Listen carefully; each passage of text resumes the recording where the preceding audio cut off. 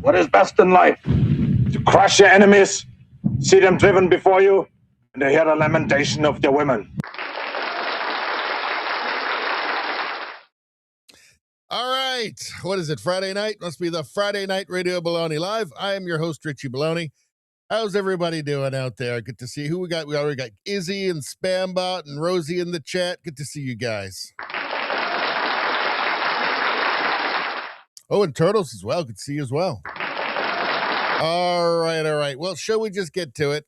Shall we go to the menu, see what we're going to be talking about tonight very quickly, come back and do the chat and all of the formalities, and then do these stories in detail. Let's do it right now. So first off, we're going to talk about these judges. They all think that they're the president. In the United States, the judges have lost their minds. Biden judge somehow blocks RFK's effort to reduce number of required vaccines for kids. Required. So ones that their parents are forced to give their children. So we'll talk about that. And we got quite a bit on that. We've got Trump here. Here's a couple stories you guys sent in, by the way. Trump just gave the most hilarious answer to a Japanese journalist who asked about the Iran strikes. It's Trump being Trump. We'll talk about the record low viewership of the Oscars.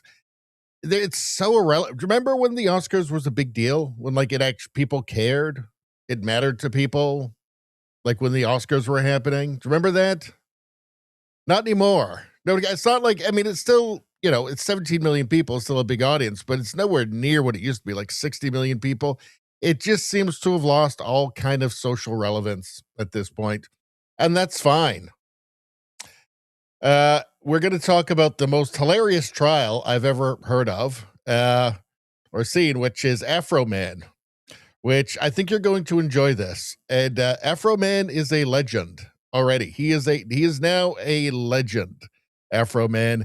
It's damn funny. I think you're going to enjoy it. Let's see.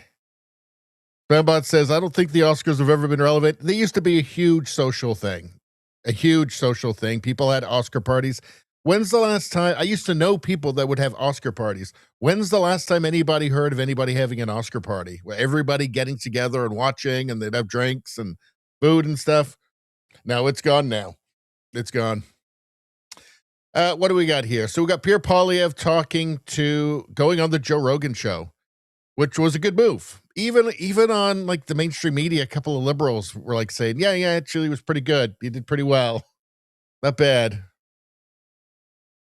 We are going to take a look at that. We are going to look at Canadian media bias around Pierre Poilievre's appearance on Joe Rogan, of course. They can't be having that. It might be helping Pierre Poilievre, so they have to. And of course, they just hate Joe Rogan. Let's see. Professor Jang sums up Carney in Canada bluntly but honestly. So we'll talk about Mark Carney here a little bit. It's never good. Never good. Trump tariff. So we're going to talk about where is Canada now with these trade negotiations with the states. There's just nothing going on. Brian Lilly posted this clip about it. He says, if we're not at the table, we're on the menu. That was Mark Carney in Davos. Well, we're not at the table, so I guess we are on the menu. Thanks, Mark Carney. Let's say EU. What do we have? Something about the EU here. What was this? Poland's prime minister is warning that his country, the EU's eastern front line against Russia, may leave the EU entirely. EU is just this crumbling edifice that's falling apart. And I don't think the thing will last that far into the future. I mean, if it survives another decade, maybe, I don't know. But it's gone terribly for Europe. Iran, we're going to hear from Victor Davis Hanson, who has his own perspective on this. And we like Victor Davis Hanson. Is everybody right all the time? No. Victor Davis Hanson tends to be right a lot more than others. So we're going to hear his take on it. We have woke mind virus stuff here. I thought this was over. Here's from Retard Finder. A retard refuses to use the word obesity, refers to it as the O word. I thought this was over. This political correctness was just going out. Apparently it's still alive and well. We got JD Vance here talking about the relationship between the United States and Canada, and that Canada's taken advantage of the United States. Well, it takes two to tango in that, doesn't it? Really, but I think it's worth hearing what he has to say. Gender ideology. What do we got here? Brazilian politician Fabiana Bolsonaro performs blackface to show trans people that putting dark foundation on her face doesn't make her black, just like changing your body doesn't make you a different gender. So, how long does gender ideology have? How long does it have? How long does it have? Is it on its way out? I think it's on its way out. I think so. The Carney government is proving itself to be nothing but Turbo Trudeau. Again, so the Emergencies Act has been ruled twice. Last time federal court ruled the Emergencies Act that Trudeau used, basically the War Measures Act, martial law essentially, that it was unconstitutional and illegal. And of course, Carney is now so for a third time now, they're going to appeal. And Carney Carney was Trudeau's mentor. Let's not forget that. What do we have here? Hold on a second. All right, so then we have all the stuff you guys sent in. This is the last tab of the evening. Lots of stuff. There's comedy in there. It looks like we got some Thomas Sowell. We got some memes and stuff in there. It's good fun. Everybody's going to have a great time. All right. And we have the Women's Sports Channel, of course, for when we're doing the chat. And anybody watching YouTube right now, please subscribe to the new channel, Radio Baloney News. This is the second channel. This is where you find all the world news, UK news, US news, woke mind virus, meme reviews, all of that. I'm even actually migrating some of the Canadian news over here as well. Eventually, everything will be here. But subscribe now so you don't miss out. Okay. All right. Let's get to the chat. Now, as everybody knows, we're streaming on Rumble, on YouTube, on X, and on Locals right now. And when you subscribe to the channel, or even better, become a member, of course, you're getting free good karma and all kinds of benefits. But when you just simply like the stream, just liking the stream gets you good karma, that coveted Radio Baloney good karma. And when you get in early, you get extra. So let's see who was early today. Izzy says, I got like number 2, assuming okay, so like number 2, and Turtle's got like number 1. So like number 1 is 6 good karmas. Boom. Boom. Right now. 5 good karmas for Izzy. Then if you got number 2, boom. Boom. You could rest easy tonight. Everything's gonna be okay. Let's see. Izzy says, I wonder if Todd Howell forecasted snow for Edmonton today. Well, if he talked about Edmonton at all, he probably would have. Let's see. Spambot says 3rd. So that's 4 good karmas for you. Boom. Boom.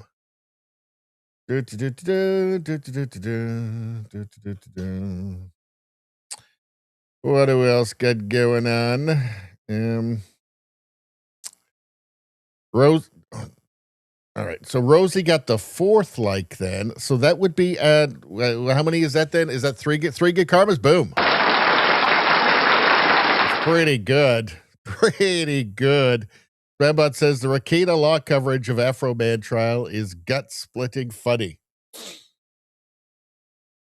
So it is funny. The whole thing, it's hilarious.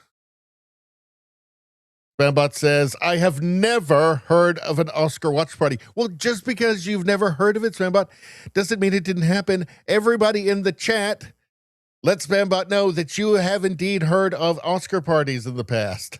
Now, we have to remember, Spambot has not watched a television show since 1963. So we have to be fair here. It's totally understandable. Spambot says, watch parties for pay-per-view fight nights, I remember. That's true. Let's see. Izzy says, I never got into award shows in general. I was never into it, but it was a big cultural deal. G-Flood, how you doing? Good to see you. Let's see. Izzy says, yeah, I think award shows is more for women and sports is more the male equivalent. Yeah, well, I think Oscar night was more of a female thing, but it was a thing. It was definitely a thing. Let's see. All right. Rosie, you remember Oscar parties, right? You remember that? Back me up here. Anyway, I don't think they happen anymore. I haven't heard of one. I mean, I don't know. Maybe I'm just getting old and people aren't doing things. They're hogging their Oscar cup, their Oscar parties themselves. I don't know. All I know is that usually now, when it happens, I don't know until after it's happened. And I also have never seen any of the movies that are being awarded or honored. All right, let's take a look here. So Biden judge somehow blocks RFK's effort to reduce number of required vaccines for kids. So that these judges, they think that they are the president. It's true. I mean, this surely is not how the founders of the United States envisioned things going, right? It's supposed to be, not just judges deciding that they make all of the decisions from now on. This can't be right. I mean, the people's vote has to mean something, right? Biden judge somehow blocks RFK's effort to reduce number of required vaccines for kids. It seems like the judges are just trying to nullify the democratic vote of the people. Cardinal Pritchard posted this. We should have known this day would come. So, Biden federal judge Brian Murphy blocks HHS Secretary RFK Jr.'s policy to cut the number of routine childhood vaccinations to 11. 11 sure seems like a lot, doesn't it? I mean, I'm no biologist, but it seems like a lot. Yes, a U.S. District Judge, Brian Murphy, a Biden appointee from Boston, because, of course, ruled that RFK Jr.'s effort to reshape childhood vaccine policy went too far or something. All RFK Jr. is doing, in my understanding, is that he's just trying to give people choices, is all. It's not like banning vaccines. So American toddlers will still be human science experiments until further notice. I'm not sure who gave an unelected judge that power, but this is America in 2026 where the rules are made up and the points don't matter. Well, what did this judge say? U.S. District Judge Brian Murphy in Boston sided with the American Academy of Pediatrics and other medical groups, which said health regulators had acted unlawfully to carry out Kennedy's agenda of upending immunization policies and warned the changes will reduce vaccination rates and harm public health. Well, I guess the point is, and RFK Jr.'s point is, that maybe they just don't need that many, right? Maybe there's something else. Maybe there's a profit motive involved. Under Kennedy, Murphy said, the government has disregarded those methods and thereby undermined the integrity of its actions. What does that mean? It just means he doesn't like it. Let's see. The judge who was appointed by Democratic President Joe Biden blocked Kennedy's 13 appointees from continuing to serve in their positions and upended votes they had previously taken to reshape vaccine policies. So the 13 appointees, so that's the Advisory Committee on Immunization Practices. Now, the judge doesn't like them. Judge Murphy declared that the committee, full of non-experts who RFK replaced a bunch of experts with, couldn't possibly represent fairly balanced points of view within the relevant scientific community. So non-experts, the judge says, non-experts. Is that true? Let's go to their website. ACIP committee members, Advisory Committee on Immunization Practices. Let's take a peek here. So let's see, the voting members. So let's just go to the most credentialed ones, it looks like here. Here's Surgeon General for the state of Louisiana. So I don't know, is that a non-expert?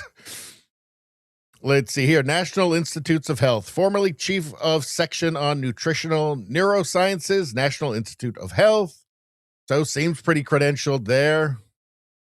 MIT Sloan School of Management, Professor of Operations Management, leading expert in healthcare analytics. Robert Malone, who owns the original patents for mRNA vaccine technology. So they tried to discredit him, but the U.S. Army hired him, right? Like, the guy is credentialed. I mean, he literally wrote the book on mRNA. I mean, he literally has the original patents on mRNA vaccine technology. Adjunct professor, Pennington Biomedical Research Center, Louisiana State University, vaccinologist, scientist, biochemist, contributor to mRNA vaccine technology. Seems credentialed to me. Previously chief of Division of Pediatric Infectious Diseases, Tufts Medical Center. So you get the point here. I feel like the judge is not being entirely honest about this non-experts business. So nothing says balance like a panel that has unanimously agreed with Big Pharma for decades. Well, that's the old experts, the ones who just literally agreed with everything Big Pharma wanted for decades. Let's see.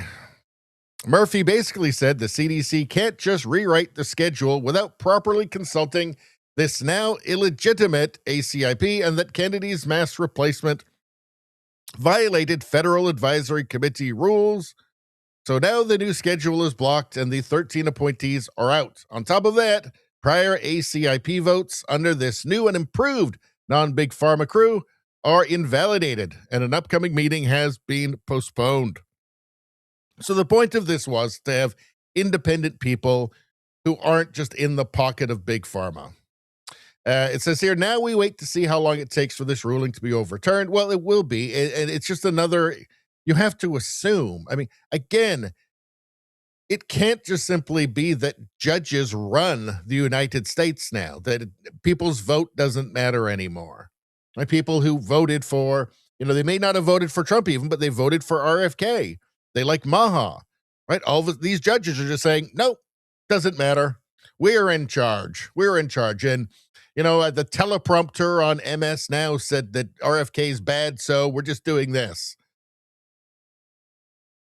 Let's take a look here. Here's from September 12th, 2025. Here, RFK Jr. Let's hear what he has to say here. Hi, I'm Robert F. Kennedy Jr., your HHS secretary. Let me ask you something. Should doctors make decisions based upon what's best for their patients or based upon what makes them the most money? It's not a tough question, but we've inherited a healthcare system. Isn't it weird how leftists hate him?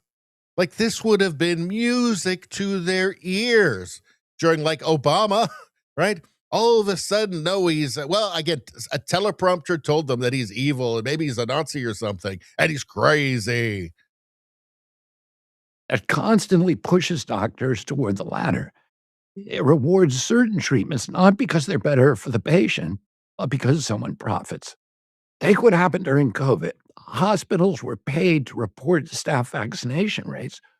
Those numbers were fed into the National Healthcare Safety Network, then published on the CDC website to shame any hospital that refused to become an enforcer of federal vaccine mandates. Today, I'm proud to announce we've eliminated that policy by repealing a dangerous Biden-era provision in the CMS inpatient payment rule. And we're not stopping there. We're scanning every corner of the healthcare system for hidden incentives that corrupt medical judgment. What we're finding is alarming. Doctors are being paid to vaccinate, not to evaluate. They're pressured to follow the money, not the science. We've recently uncovered that more than 36,000 doctors had their Medicare reimbursements altered based upon childhood vaccination rates. That's not medicine. That's coercion. It's immoral. It has no place in a constitutional democracy or in a system that claims to protect children. Medical decisions should be made based upon one thing and one thing only: the well-being of the patient. Again, not that long ago, this would have sent leftists into just instant spasms of ecstasy, right? He's talking about getting rid of, perverse incentives that are riddling the healthcare system. The profit motive. They hate that. They hate that. People being hurt for profit, they hate that.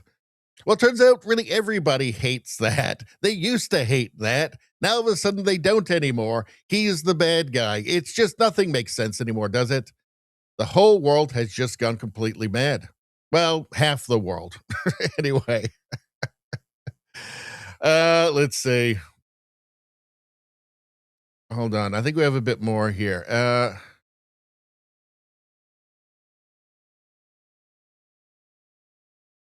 Let's see. All right. I think that's all we needed there. Let's go to the chat. Let's go to the chat. All right. What are you crazy? Amazing Faces, how you doing? Good to see you in the chat. Let's see. Give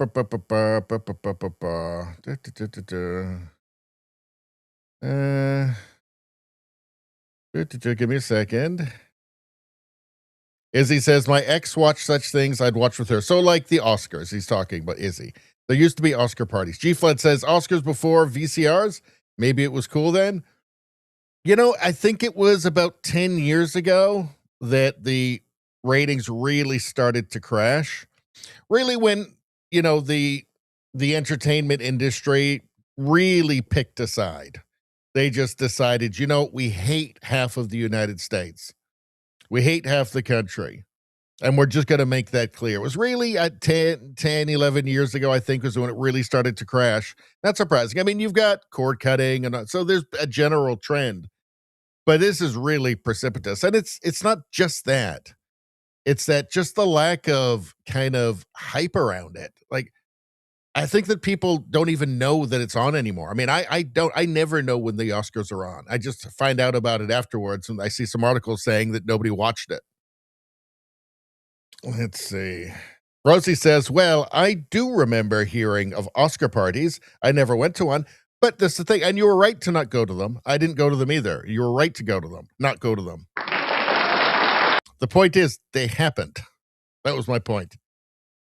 I am always right, always correct. I don't know why I have to keep doing this, people. Just believe every single thing that I say, for God's sakes. Actually, don't do that because I'm often wrong. Let's see. Often the chat corrects me, and they're right. And then I seethe. I seethe for a long period of time. I don't say anything. I hide it. I push it deep down. Let's see. Izzy says there was always office gossip about such things. Well, it was back when movies actually they meant more back then, like they were real cultural events. Did anybody see any of the movies that won? Like I hadn't even heard of most of them. You know, like there used to be like the big movies. I guess you get the occasional thing now, like the Barbenheimer, Oppenheimer, Barbie. Even those weren't, you know, they weren't Forrest Gump, I don't think, right? Or Saving Private Ryan. These used to be major events. Not anymore. Although I'm looking forward to seeing, I'm not going to go to the theater to see it, but I'm looking forward when it comes out for streaming, Project Hail Mary, because I read the book and the book is great. And apparently the reviews are very good for this movie, so. Izzy says, just like whatever happened in whatever TV show was popular that week, that was a thing too. Yeah, that was a thing too. And that's also gone because most stuff is garbage and people aren't watching the same things anymore.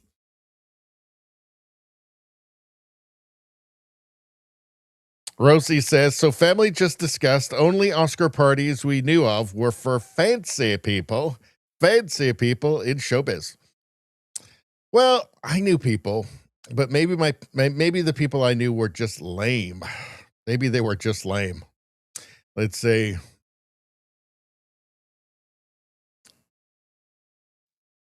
Rosie says, wait, are you saying there's a judge with an agenda? Shocking. Shocking. Yeah, it turns out there is. All of them. Almost all of them. Let's see. Let's see. Trudeau's Five says, is RB still intermittent fasting, aka time restricted eating? Remember I said it's only a matter of time until people give up intermittent fasting? You know what? I've been kind of on and off of it. You know, like I was away for we were only supposed to be going from Tuesday to Thursday, but we ended up staying an extra day. And it's difficult in that when you're doing that. By the way, we went to a little place called Harrison Hot Springs. And I would say 60 to 70% of the people in stores, the people working, the people in the hotel were locals, as opposed to the 0% that you get in like other small towns in across Canada. It's just like every store, every gas station, everywhere. It's just 100% people who can't speak English. So I'm not super buying this temporary foreign worker thing because, the hotel I was at, I didn't see any. They seemed to be doing just fine and they were busy. So this whole temporary foreign worker thing is just in Canada is just total bullshit. It is just to suppress wages. That's it.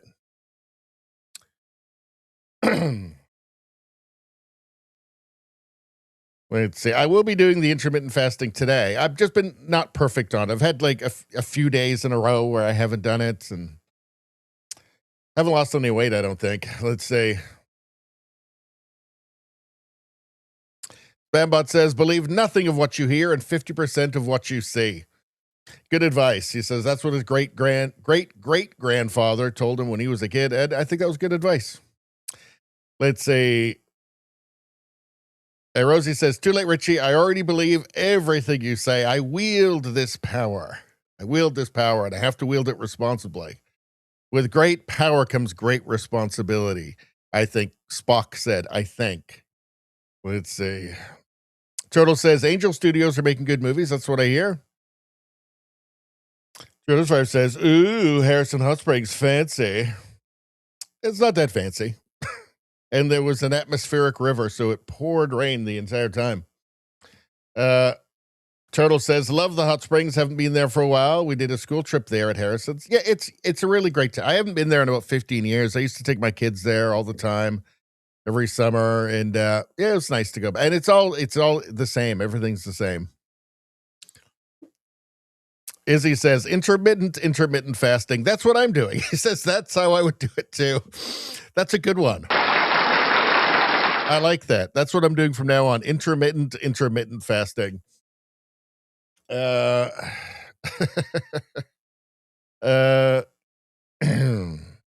right. Amazing Face. You used to go to Fairmont Hot Springs. Yes, I love that place. Hot Springs are fun. All right. Let's get to it. Now, anybody watching on YouTube, please go to my second channel, Radio Baloney News. Subscribe there. It's about 6 months old. That's where all the world news, UK news, US news, woke mind virus, meme reviews, all that stuff is going there now. You've got to go there to get that stuff. I'm even moving some of the Canadian news there. For this channel, it's just going to be live stream, Canadian news, and I think soon just live streams. And I'll probably change the name to Radio Baloney Live Stream or something creative like that. All right. Thank you very much for helping me out. Let's get back to the news. What we got now? All right, here we go. Trump just gave the most hilarious answer to a Japanese journalist who asked about the Iran strikes. It's just Trump being Trump. Enjoy it. Everybody's going to miss this one day. Even the lefties are going to miss this one day. Enjoy it while it's still here. Trump met with the new PM of Japan today, and he gave the most hilarious answer possible to this Japanese journalist's question about Iran. All right, let's take a look. Again, everybody's gonna miss this when it's gone. Let's go. One question: why didn't you tell U.S. allies in Europe and Asia, like Japan, about the war before attacking Iran? So we are very confused about we Japanese citizens. Well, one thing, you don't want to signal too much. When we go in, we went in very hard, and we didn't tell anybody about it because we wanted surprise. Who knows better about surprise than Japan? Okay, why didn't you tell me about Pearl Harbor?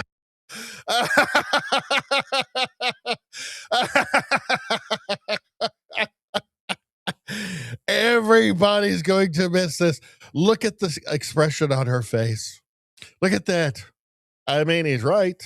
I mean, they couldn't tell him, right? But Yeah, I mean,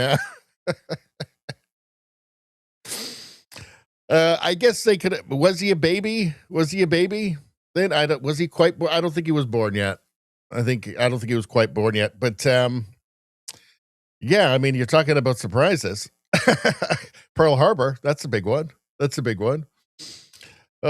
She ran and hugged him. It cuts off early. You know what I want to do? Hold on. Everybody, start working on your PhD thesis. I'm just going to look this up really quickly. All right. If anybody's got a sculpture they need to finish, this will just be a minute. Just be a minute. Hold on. Trump,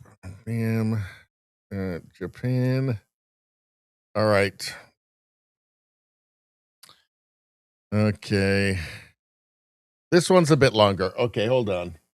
I should have done this before the stream. Okay, let's watch this.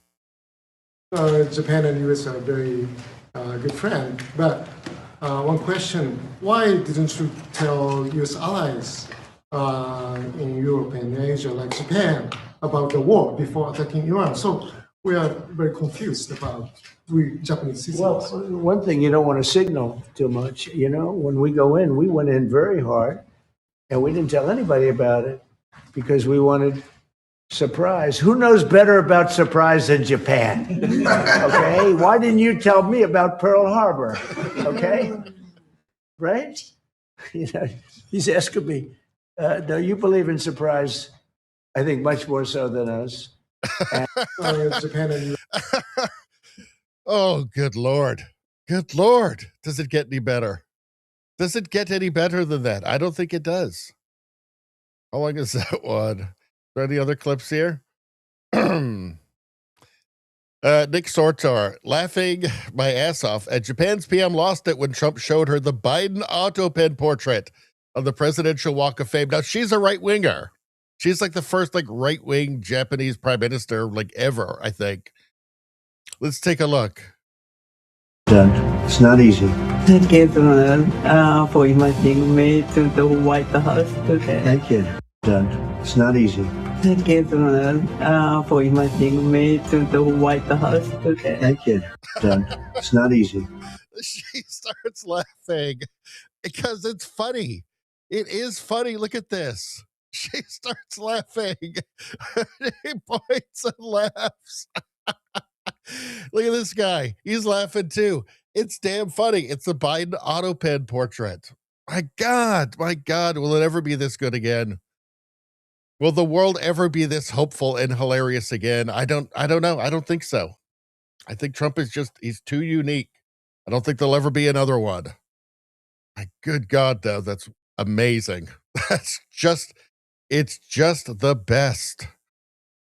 How could anybody not love this? The best timeline. Let's see, March 19th. Japan's PM just complimented Baron Trump, calling him very tall, very good-looking gentleman. Let's see. Let's take a look. Birthday celebration. Donald, tomorrow is the birthday of your son, Mr. Baron Trump. And I know he has grown up so much into a very tall, good-looking gentleman. Birthday celebration. Donald. I like her. I think she's great. And she was voted in. My understanding is that she was voted in because Japanese are not happy with the Western-style immigration that they've been receiving. Not from Western countries. From the same countries that Canada and the U.S. and Europe is getting people from. And the Japanese people, no like it. No. Too much immigration is what they say. Let's see. All right. I guess we can move on. Let's go back to the chat for a second. Let's see.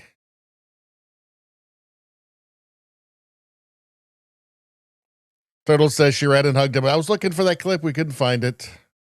Rosie says, cheeky president, LOL. She's great. Just milked a herd of goats. Did you just milk a herd of goats? Good Lord.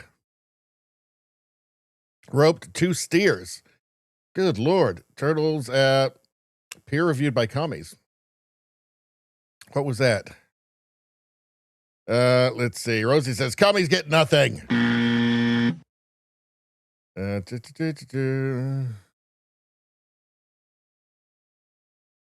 Yes, she is awesome. Hard rock woman in Japan, Turtle says. Yeah. Rosie says, I love that Japanese PM is laughing at that wall. It's funny. She points and starts laughing and covers her mouth.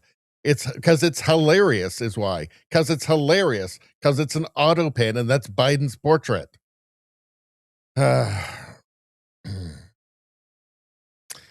Trudeau Survivor. How you doing, Trudeau Survivor? Says Carney cries on his pillow because Trump didn't tell him about Iran either. Well, it's embarrassing for him, right? It makes him look bad in front of his buddies, his globalist buddies. Turtle says she was in a rock band. Was she really? Maybe we need to do a whole show just on this Japanese prime minister. She seems pretty awesome. The Oscars. Abysmal Oscars TV ratings revealed after Snorefest award ceremony. So the Oscars are no longer a big cultural event. It's just done. We'll take a couple of we'll take a look at a couple of clips after we look at this, but it's nobody cares anymore. Usually now when they happen, I don't even know that they've happened until after the fact. That's how little buzz they create now. The Oscars are struggling to keep audiences glued to the screen. The 98th Academy Awards drew just 17.9 million viewers on ABC and Hulu. That's down 9% from last year and marks the lowest audience since 2022. Even host Conan O'Brien could not save the night. The late-night comic returned for his second year, bringing jokes, banter, and the occasional awkward moment. Best Picture went to one battle after another, and this is why they're irrelevant now, because nobody's seen the movies. Nobody liked the movies that win or knows that they exist. One battle after another was a huge flop. Lost tons of money, and nobody liked it except for like Antifa. So this is why. I mean, 17.9 million is these days still, it's a big audience, but it's not, massive cultural moment. It's not a massive cultural moment, crowd. I mean, it's who's watching it. Again, there's no buzz. Nobody really talks about it. Nobody's seen any of the movies. It's becoming less and less relevant. And these 17.9 million is way, way down. Hold on. The 1998 Oscars drew 57 million viewers, highlighting just how far live broadcasts have fallen. Even pre-pandemic ceremonies regularly pulled higher numbers. Well, there's cord cutting and there is a general downward trend, but they're really not helping themselves. Like Hollywood is not helping itself. Declaring war on half of its audience, or what was its audience, terrible idea. Going back, it's really with Trump, it really started. It was always, it's always a leftist industry. But really with Trump in his first term, they really just declared war on the, paying public, which was a really bad idea. So yeah, so you have a combination of that, of just being openly hostile to half of the people that they rely on for their business. And then you have, being openly hostile to half of the audience. And then you have just celebrities becoming less relevant because most of them are on social media, declaring war on half the people that they're counting on to make money from, right? And also, it's a bunch of movies that nobody's seen and nobody liked. Movies that made no impression. Again, one battle after another that did nothing. It lost a ton of it lost a ton of money and nobody liked it. So let's see what is the quality of the thing. Now, Conan, I always liked Conan.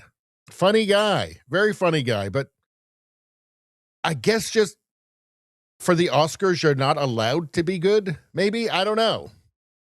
First time since 2012 that there are no British actors nominated for Best Actor or Best Actress. Yeah. British spokesperson said, yeah, well, at least we arrest our pedophiles.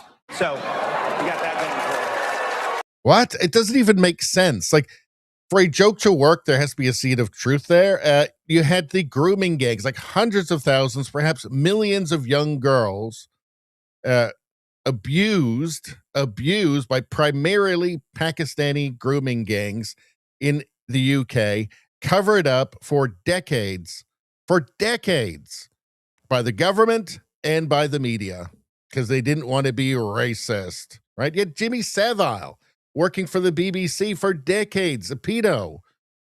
Totally counter. Like, this doesn't even make sense. Maybe he had a bunch of good jokes and they didn't let him tell. They said, no, that would be funny. Not allowed to. It's the Oscars. It's not allowed to be entertaining. What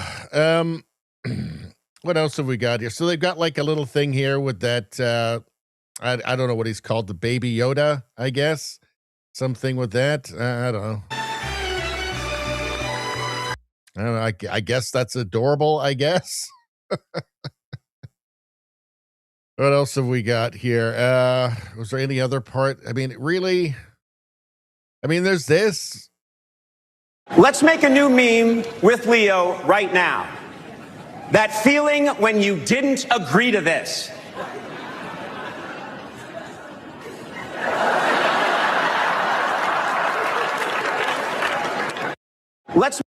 I mean, there's a joke there that could have worked, but it didn't really come off. It's just, nah. It's just that no thanks. Just a no thank you, you know?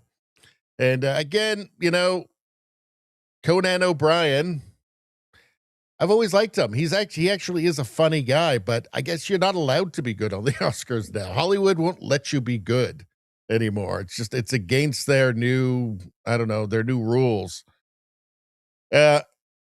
Let's actually quickly, should have done this before. Let's take a look. What were the Oscar nominated films? See if any of us have heard of any of them. Oscar nominated movies 2026. All right. Well, here's an AI overview. Okay. So Best Picture, One Battle After Another. That was the winner. Nobody saw it, and it was terrible, apparently. Sinners, I've heard it was good. I'd made money. Hamnet, I've never heard of. Begonia, I did hear of that.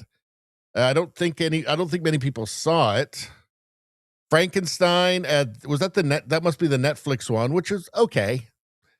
Marty Supreme, Sentimental Value, never heard of. The Secret Agent, never heard of. F1, I did hear of. Apparently that was good. Train Dreams, I've never heard of. So maybe some of those movies are good, but again, not really like cultural. None of them are really a cultural moment, are they? Right? You've got One Battle After Another, which is just apparently just a love song to Antifa. So Hollywood would like that, but nobody else would. So yeah, I mean, Oscars are dying, and eventually they will die, and they should. Eventually, it'll just be like an old school Oscar party, but just like an Oscar party at somebody's house, right? The celebrities will all get together at one of their mansions, right? And then maybe live stream it or something, and just give each other awards, like at home, perhaps, and they'll get like a few hundred people watching live on the live stream. Yeah. So lame. All right. Now what are we doing? Let's see. What are you guys talking about? Let's go back to the chat. Izzy says, I wouldn't tell Cardi the sky was blue. He'd get it wrong. Well, if there was some Brookfield money in it, he would. Turtle says, Carney is poop. Lots of poop. Lots of poop. I could not agree more with that. Let's see. Rosie says, truly, I have milked only one goat ever. takes a lot of strength. I don't know how we got onto the goat milking thing, but very well. Twitter Survivor says Carney is upset about Iran because he couldn't tell his Brookfield buddies which stocks to buy and sell. That's probably it right there, actually. Brookfield just follows him around the world, right? They follow him, and then mysteriously, or just by coincidence, a couple weeks later, they sign some massive deal. Weird how that works. Weird how the media has no interest in it either. Huh. So strange. Turtles loves goat milk and goat curry. Just saying. All right. Goat milk, goat curry. I don't know. This is something kind of gross about it. I got to be honest with you. Gotta be honest with you. Let's see. Turtle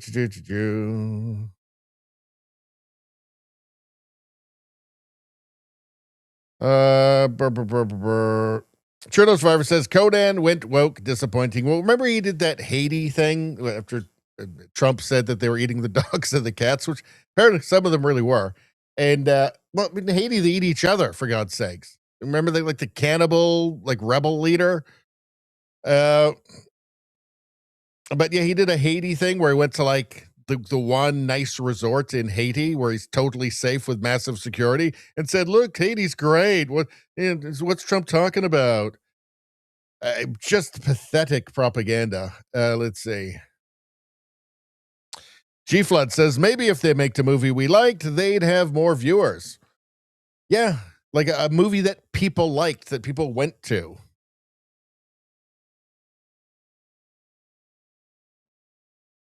Let's see. Izzy says, not sorry I missed it. I think talking about the Oscars there.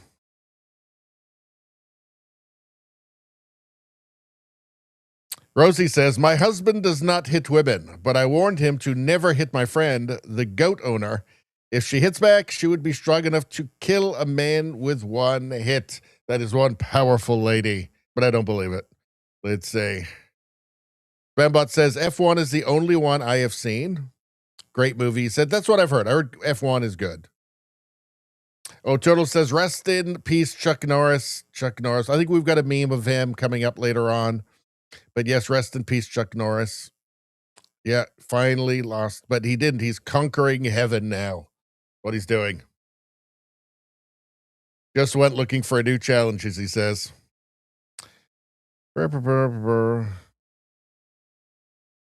Rosie says, maybe you should replace these filthy degenerates on screen. Do you mean these brave and stunning female athletes on screen and replace them with the sweet goat face woman? Oh, goat fence. I said face. Goat fence woman. That might be nice, actually, but no. I will replace it with, let's see, what I've got here. This one. There we go. The fence lady is only for special occasions now. All right. I just made that rule right now. All right. I better be careful. I'm going to make Rosie mad. Rosie is the channel's official Iron Lady of the chat. So you be careful, people. Careful. Let's see. All right. So let's look at this, which is just hilarious. I think you're all going to enjoy this. 7 cops raided a rapper's house looking for drugs and a kidnapping victim. This is from Jake Can 72. Found neither. Filed no charges. Left behind a broken gate, busted doors, and one deputy eyeing a lemon pound cake in the fridge. The pound cake is important for this story coming up. Afroman had security cameras rolling the whole time. He turned the footage into diss tracks, music videos, and merch. Mocked the raid. Made money off it. The deputy sued him for $3.9 million for defamation, invasion of privacy, and emotional distress. I'm telling you, people, these videos, these clips are hilarious.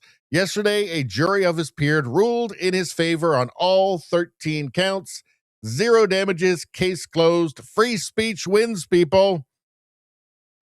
He walked out of the courthouse in an American flag suit. I didn't win. America won, he said. They came for the lemon pound cake. They left with nothing.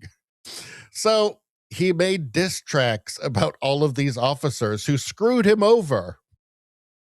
And we're going to take a look at some of these. Here's one of them. So from Mukhtar, Officer Lisa broke down in court when they played the diss track about her. The camera cut to Afroman, and he's just vibing to his song. America is not a real place. I'm telling you, this is the best trial of all time. Let's take a look.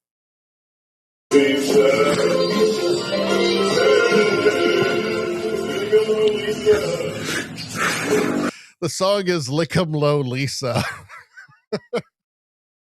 And it's a song about her having sex with the other officers' wives. This is one of his diss tracks. She raided my house. She disconnected my camera. She went down on my spouse. I just don't know what I'm gonna do. Y'all keep on laughing. She's gonna eat your wife's pussy.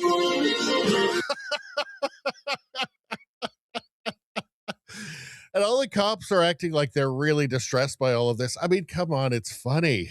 It's funny, and it's legendary. It's legendary. They came in, wrecked his place, stole his money, and he made diss tracks about them for like 2 years until they sued him, and then he won. But anyway, she's crying. They're trying to really, play up all the emotional distress and everything. It doesn't work for them. Doesn't work for them. Let's check. Hold on.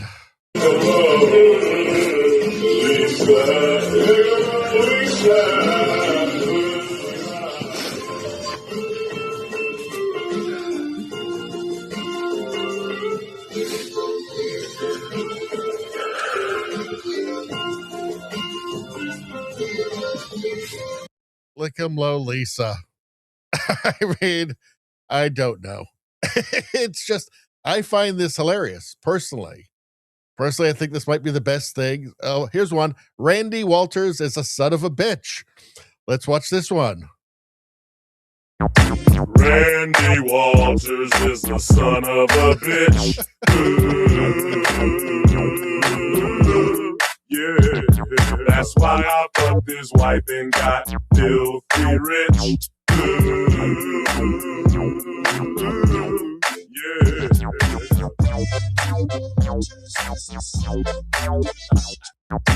Randy Walters is the He just dedicated like 2 years of his life to making diss tracks about them.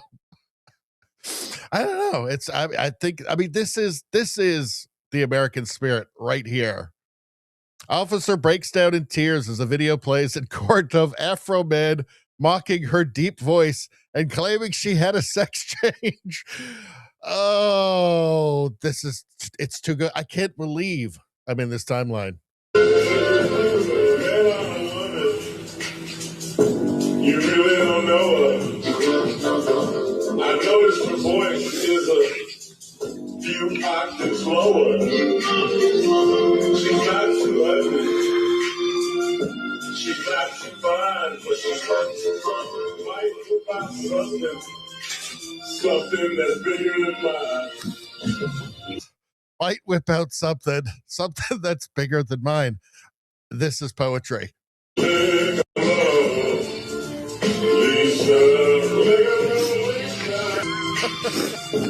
What I'm gonna do. Oh, good Lord. Oh, poor Lick 'em Low, Lisa. Oh, no. Here's that Officer Pound Cake, because there's video of him looking at the pound cake on the counter. So Officer Pound Cake Cooley took to the stand today and acted like he had no idea why he was being called Pound Cake. Roll the tape. Afroman's attorney promptly reminded him. Let's see. Cooley said the video and being called a thief subjected them to humiliation and humiliation, emotional distress, and death threats from himself and his family. Well, death threats are never good, but I'm kind of doubting that. Let's take a look. Sean, you were called Officer Pound Cake by Mr. Foreman? multiple times. He You were also- received hundreds of pound cakes at work from different people. Okay. And the context of that name comes from a music video that Mr. Foreman created, correct? I don't know where he got it at, but you'd have to ask him that question. Look, he's totally innocent. Afroman was totally innocent in this, right? They like damaged his property, kicked his door down, took $400 of his stuff, wrecked some of his stuff. And then he decided to just spend the next couple of years making diss tracks about them because he was so unhappy with it, which anybody would be, would they not? I don't know. I hope you guys enjoy this as much as I do. What's going on here? Afroman lays down facts, wrapping up his time on the stand. Afroman drops hard truths. Well, let's hear this. And the more lies, outrageous lies you tell about them, the more money you can make, right? Fact, they never should have came to my house in the first place. Fact, if they hadn't have came to my house, they wouldn't have put themselves on the video camera and in my music career. All of this is their fact. All of this is their fault, and they have the audacity to sue me. These people and you are the predators and the victim at the same time. So what they did, searching your house, gave you the right to do everything you Under the circumstance that I got freedom of speech, after they run around my house with guns and kick down my door, I got the right to kick a can in my backyard, use my freedom of speech, turn my bad times into a good time. Yes, I do.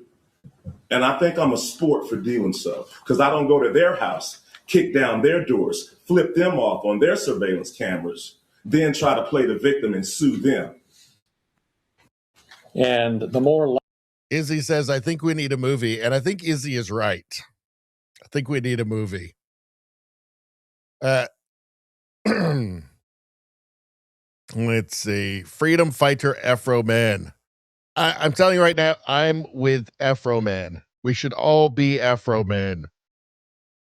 Mine on it.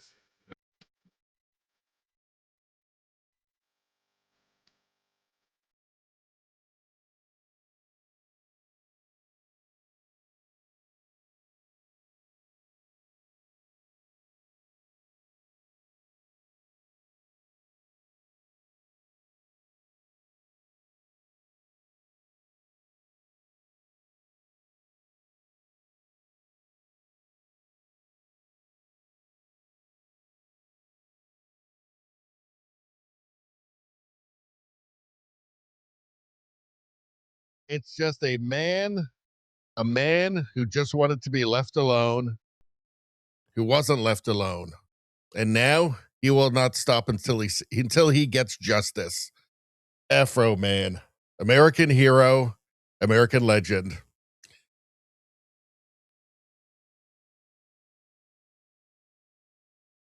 All right, what's this here? Let's check this out. So this is where they find in favor of Afroman. America won. In all circumstances, the jury finds in favor of the defendant. No plaintiff verdict prevailed.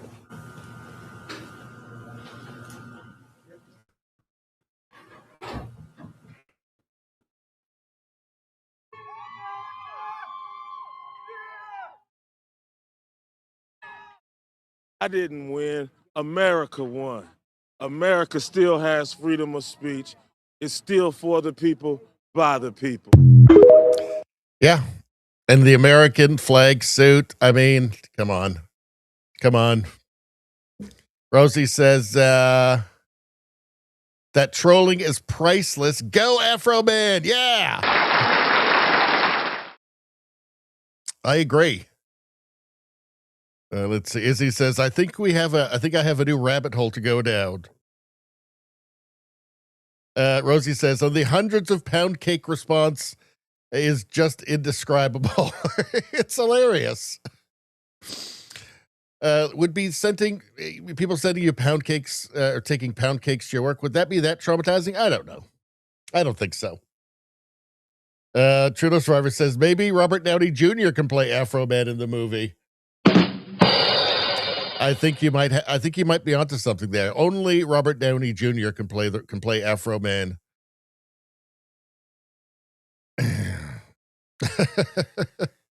Let's see. Streamer says, how you doing, radio streamer? Says, this is gold. Rosie says, yes, gold. Trudeau Survivor says, was that blonde woman his wife, the one in the burgundy tracksuit? She's fat. Well, it's true. She was fat. It's true. All right. Let's go to Pierre Poilievre on Joe Rogan. So, of course, the media in Canada is not happy about it. The fully Liberal Party captured media in Canada is not happy about it. Because it will be very displeasing to them. So, for them, Joe Rogan is very controversial. And by controversial, they mean doesn't agree with them.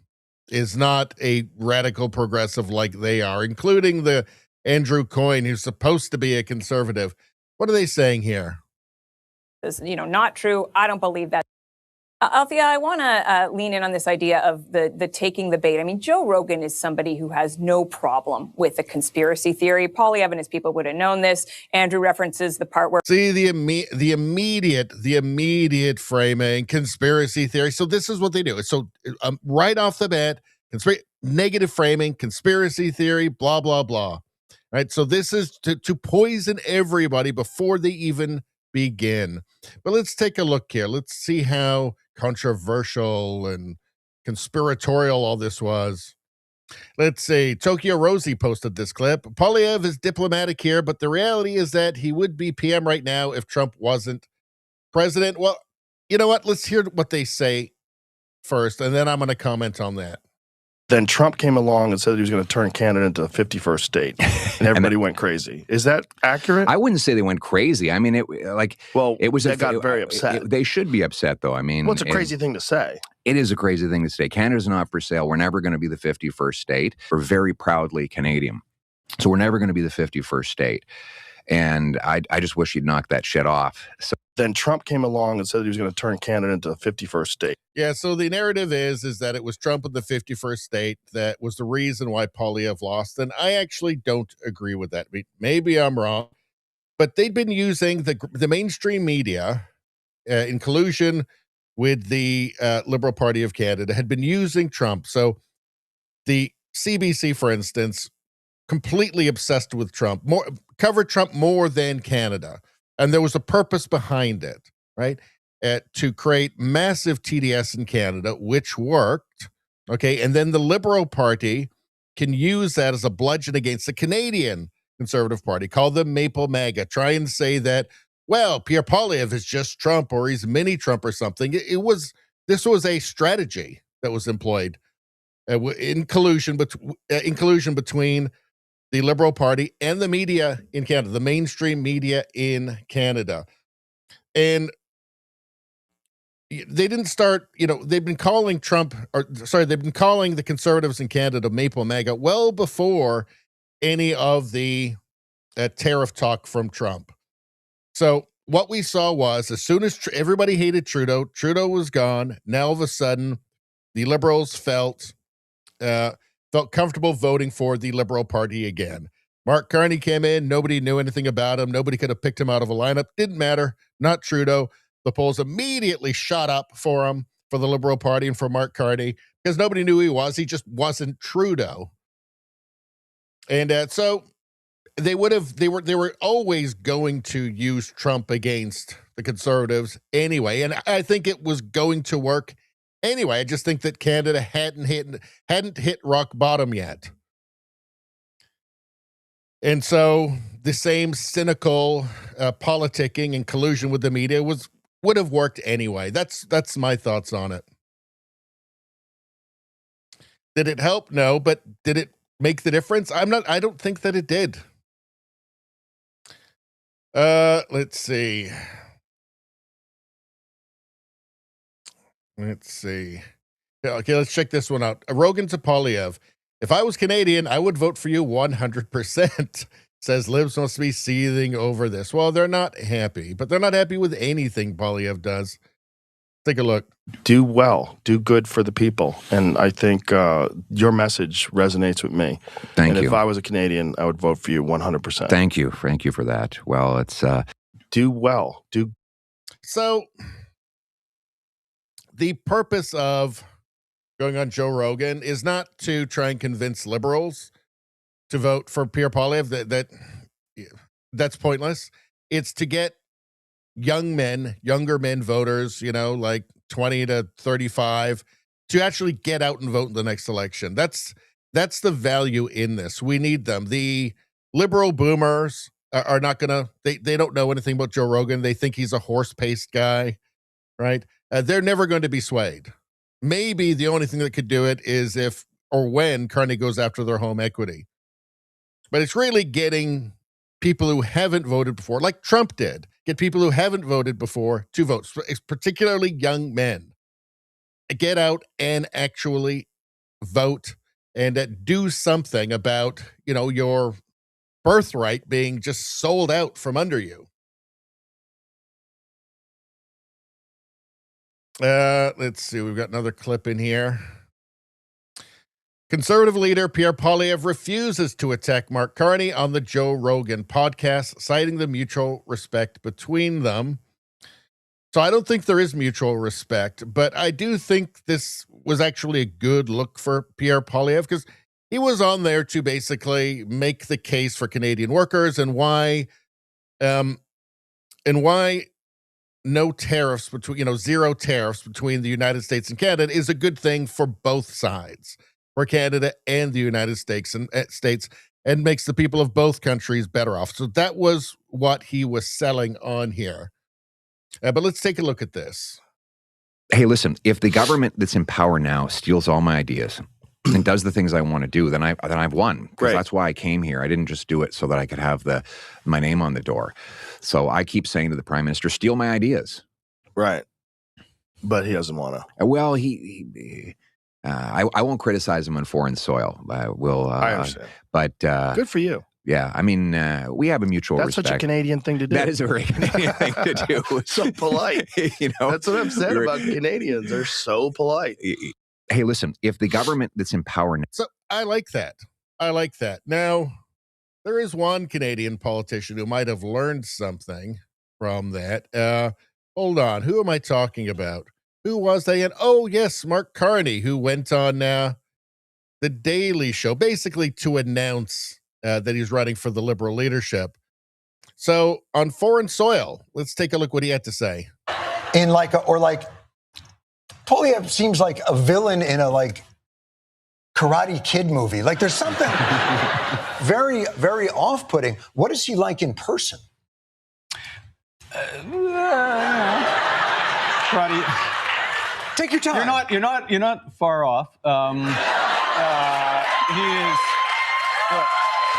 He is. I'll say this. Yes. There is a type of politician. You have a few of them here in the United States. I think we just stop it. Yeah. They had a lot in and around Brexit. Yes. And we have Mr. Poilievre in Canada, a type of politician who's tend to be a lifelong politician. Really? Tend to worship the market. They've never actually worked in the private sector. Right. And they see opportunity in tragedy. Yeah, I don't think that Poilievre, never having been a central banker or working for Goldman Sachs. I mean, maybe there's some Canadians that are reassessing those qualifications at this point. I'm not sure it's a bad thing for Pierre Poilievre to not have been those things himself, though. Like you just had with the California fires, these horrible fires. Correct. And they see opportunity and tragedy to push an agenda that, here's one they prepared earlier. Opportunity and tragedy to push an agenda. You mean like a worst crisis of all time in Canada and rupturing the world's ruptured? Stuff like that, Mark Carney? Right. And they never mind the, what happened in 2020, the global, emergency. Never mind that either. This is the guy who wrote an article urging the government to use the Emergencies Act. This is the guy who told Trudeau to freeze people's bank accounts. I mean, it's almost surreal, just how different this guy is from who he's portrayed as in the Canadian media and who Canadians think that he is. Fit it in. And so whether it was Brexit here, often, the starve the beast type of. Anyway, yeah, not very classy, right? Excellent reminder, Braden Cayley. Yeah, not very classy. What Pierre Poilievre did was classy, and even in the mainstream media, you had some voices who were praising that. McCartney, by the way, nobody said he was divisive here. You know how Pierre Poilievre is divisive. The media has obsessed over how divisive Pierre Poilievre is. This wasn't divisive, apparently. And on foreign soil, oh, fine, just fine. It's really grotesque. Let's see. Do we have another clip here of him in that? I don't think we do, but let's take a look at. Let's take a look here. So this is the mainstream media reaction. Here's on CTV. This was posted by Marty up north, who's saying, yeah, what's interesting is how, and not how the right will react to the appearance on Joe Rogan, which the right will like, but how the left will and is reacting. This is, by the way, I believe before it had even aired. Listen, if the goal here was to get him in front of the most number of people to hear his message, Joe Rogan has 15.5 million followers on X. It's the most listened to podcast. But all of that being said, it is the same people that he is already that are his base. He's not expanding his circle of who he's coming to. And just to be clear, Joe Rogan. When you're getting that much media, yes, you are. And yes, you are expanding your base. You're expanding it to people who, particularly younger men, but men who don't necessarily watch CBC and CTV. They're not paying attention to politics. They know something's wrong, but they're busy in their lives, right? This is exposing them. This is exposing Pierre Poilievre to them. And those are people he needs to get voting. He needs to get those people voting. The most likely voter in Canada is a boomer, right? He needs to get young people engaged, younger people engaged, because they're the ones who are suffering under, the liberal reign, the, liberal selling out of the country, selling the country for scraps. But let's continue. Isn't someone who has editorial standards. He's not a journalist. He's Joe Rogan's not somebody who has editorial standards. Like her, I guess. Like her. Yes, it's a podcast. It's a long form conversation. It's a 2.5 hour long conversation. It's a normal conversation. Please spare us. By the way, does Jon Stewart have editorial standards? Does he? Because he's the guy who started the whole thing of deceptively editing videos to make people look stupid. Podcaster and has constantly in the past been criticized for a lot of the misinformation he spreads. So if there was someone who can pull out a bit of controversy. The misinformation that he spreads. Let's see. What did the mainstream, what's some misinformation the mainstream media spread? Let's see. Putin was behind the Freedom Convoy. And let's see, they tried to set fire to an apartment building. It was mostly, scary far-right figures in the United States who donated to the Freedom Convoy. It's just endless. That's just the Freedom Convoy stuff. Misinformation. It's just always framing. And it's propaganda. Let's see. Hold on. Hold on.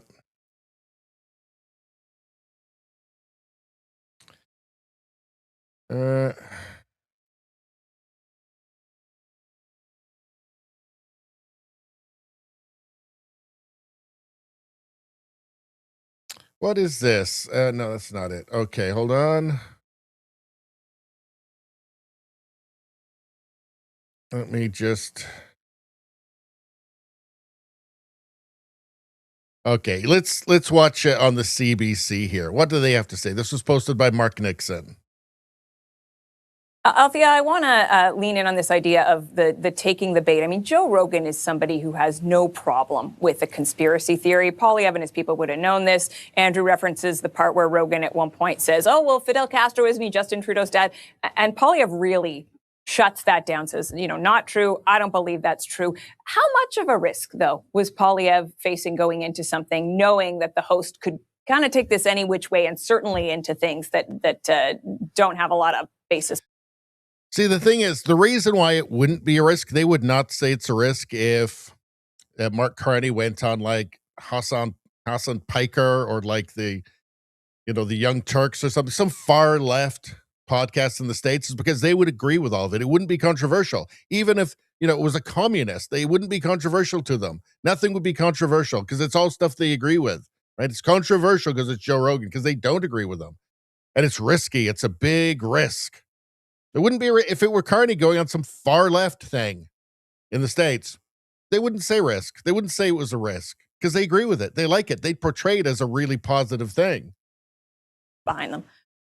Yeah, I mean, it's always a risk going into a theater where you're not sure where the host is going to take the conversation, where the host has already in the past been accused of anti-LGBTQ comments, of race. Here we go. Because he doesn't think that children are born in the wrong body. Right? But here we go. Racist comments, someone who... racist comments. Because, Joe Rogan's obviously a big racist. Obviously. Trumpeted Trump's, his support for Donald Trump. Yes, Trump got elected by a majority of Americans. He won the popular vote. That's not controversial. Okay? That is the United States functioning as a constitutional republic. That's what's supposed to happen. You have elections, and then you win. Whoever gets the most electoral college votes wins, and sometimes that person also gets the popular vote, which Trump did. See how can a news agency present itself as fair and balanced? Okay.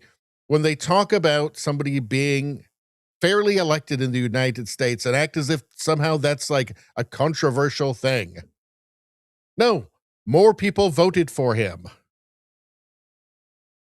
Who had Elon Musk on his show, but and he had Elon Musk on his show. Can you believe that? Well, he waved to a crowd once, right? Just like the Nazis did. It's total insanity. Let's continue. I mean, the conversation was pretty tame. You could see that Pierre Poilievre was nervous right off the get-go, and it's kind of odd, frankly. So it was tame, and he was nervous.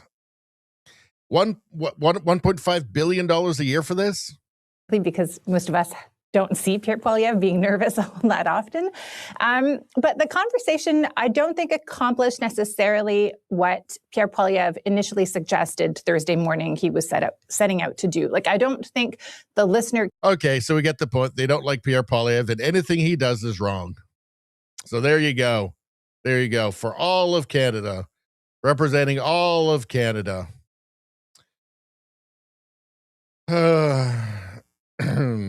Oh, here's one. So Pierre Poilievre spoke after, and he was standing in front of some American flags. And of course, this is really right, because the United States is evil, right? So the CBC wants everybody to know that our partner, our biggest trading partner, and our longest ally is evil.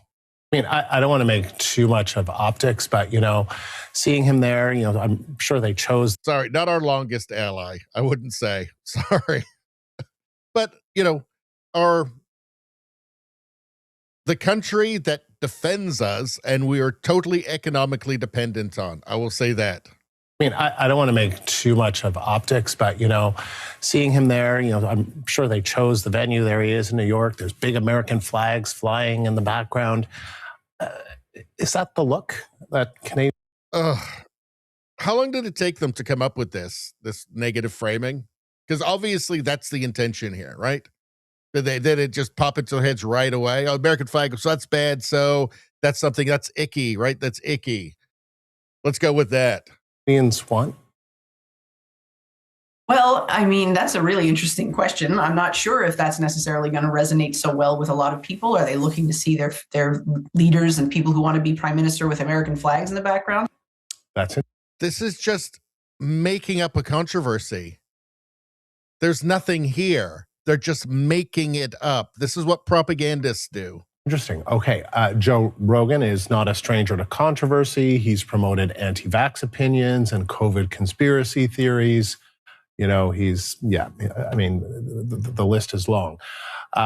So why then appear on Joe Rogan? Well, I mean, this is the kind of debate that takes place within the Democratic Party in the United States. Mm-hmm. Harris had considered going on Rogan and then didn't, and a lot of people thought that she missed an opportunity to reach accessible voters. That's a sort of question for party strategists. Defund the CBC. Just defund them. Just when can we defund them? When can we just get rid of them? They just have to go. And all funding to all mainstream media in Canada needs to go, in my opinion. Let's see. Here's from Ryan Garrettson. CBC doing their part to steer people's minds and opinions even before the interview is released. What is the purpose of ending the article with Rogan controversies, other than to get elbows up Canadians worked up?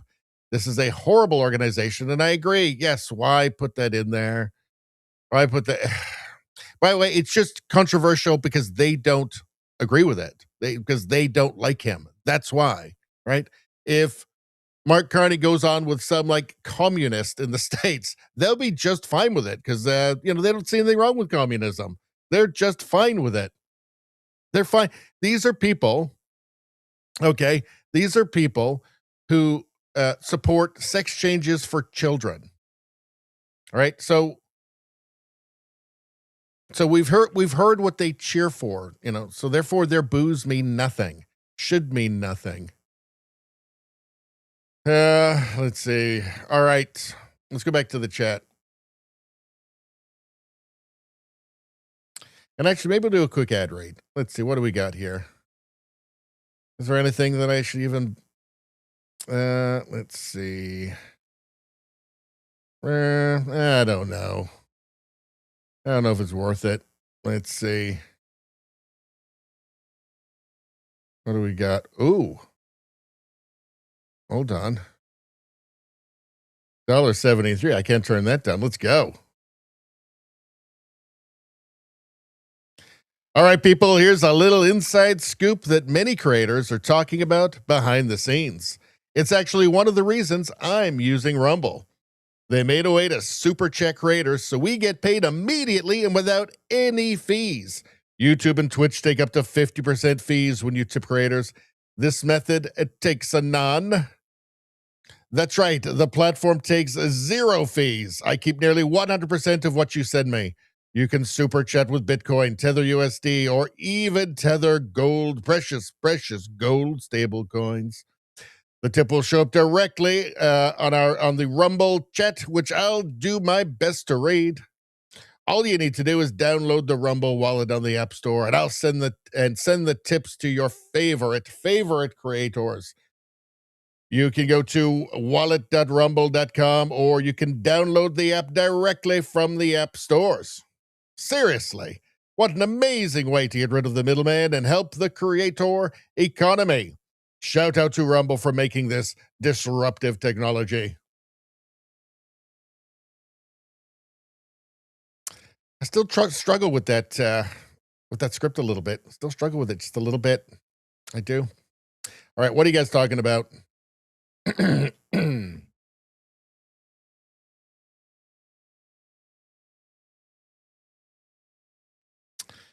Let's see. We're almost an hour and a half in already. Wow. Let's see. Going back. Okay. Radio streamer says, I have come to hate commies, enjoy noodles, invade Greenland, and hate commies again, and then chew gum, my commie-hating gum, and I'm all out of gum. None of you seem to understand. I'm not locked in here with you. That's it! You're locked in here with me. All right. Radio Streamer says, but I still hate commies without it. I still hate commies without it, which is the way to be. Let's see. Izzy says, commie hating gum. I think I'm missing up. Maybe there'll be an ad coming up on Rumble for that one. Let's see.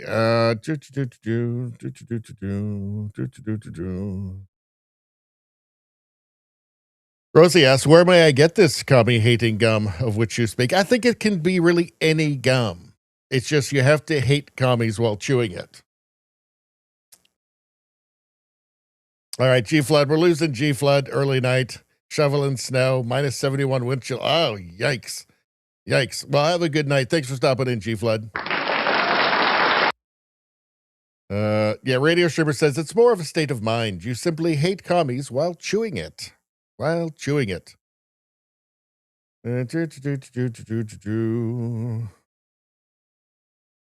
Trudeau Survivor says, I think talking about whether or not Trump influenced the election in Canada. Spot on, Radio Baloney. TDS was rampant far before the 51st state comment. Remember the Trump Hotel in Vancouver had to change its name to Paradox. Yeah. Now, the way that the polls shifted immediately as soon as Trudeau was gone told you everything you needed to know. They just were waiting for somebody other than Trudeau. And if Trudeau had actually stayed in, it would have been a lot closer than people think. He certainly wouldn't have got like 20% of the vote. Because it turns out there's just a lot of media-induced hatred towards just the word conservative in Canada, which is why we need to get new people voting here, people who haven't voted before.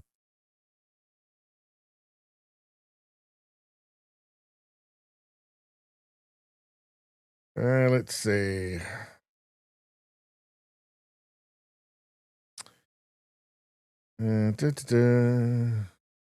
All right, I'm going to skip down to the end of the chat here because we got to keep moving.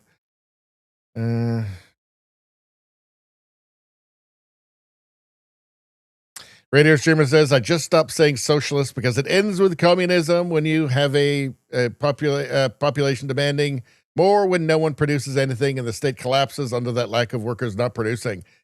It's just really like the Soviets called themselves socialist, the socialist states, right? It all leads to the same thing. Radio Streamer says, I bet they all have their 85th fear porn booster. Probably. Trudeau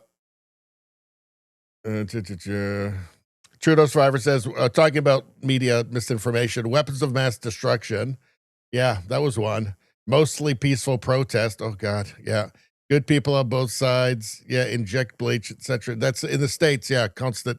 Well, the media is just, they're totally interchangeable regardless of what Western country now. The BBC could be CNN. CBC could be MS Now. They're all just the same thing. All the hosts could just go between stations and it wouldn't matter. Rosie says, Rumble Walletad, well read, not enough commie hate, but so much better than pole dancers pretending to wrestle. 9.2 out of 10. Well, the last laugh's on you. That's the most you can get out of 10. All right. Thank you very much. Thank you very much. Thank you very much. All right. What do we got here? Blah, blah, blah. So this is interesting. I don't agree with everything in here. June posted this. June35 posted this. Professor Jiang sums up Carney in Canada bluntly but honestly. Well, let's take a look. For whatever reason, people in Canada believe that Carney and Trump hate each other. Carney is his great rival to Trump. But guys, let's go into some history, okay? Mark Carney. Well, I agree that they don't hate each other, obviously, and there is a history there between the two, a business history. Let's continue. Used to work for Goldman Sachs in New York. So we can imagine that he knew Trump, or they were socializing in the same circles. That Mark Carney then went on to become governor of the Bank of Canada, and then the first foreign governor of the Bank of England.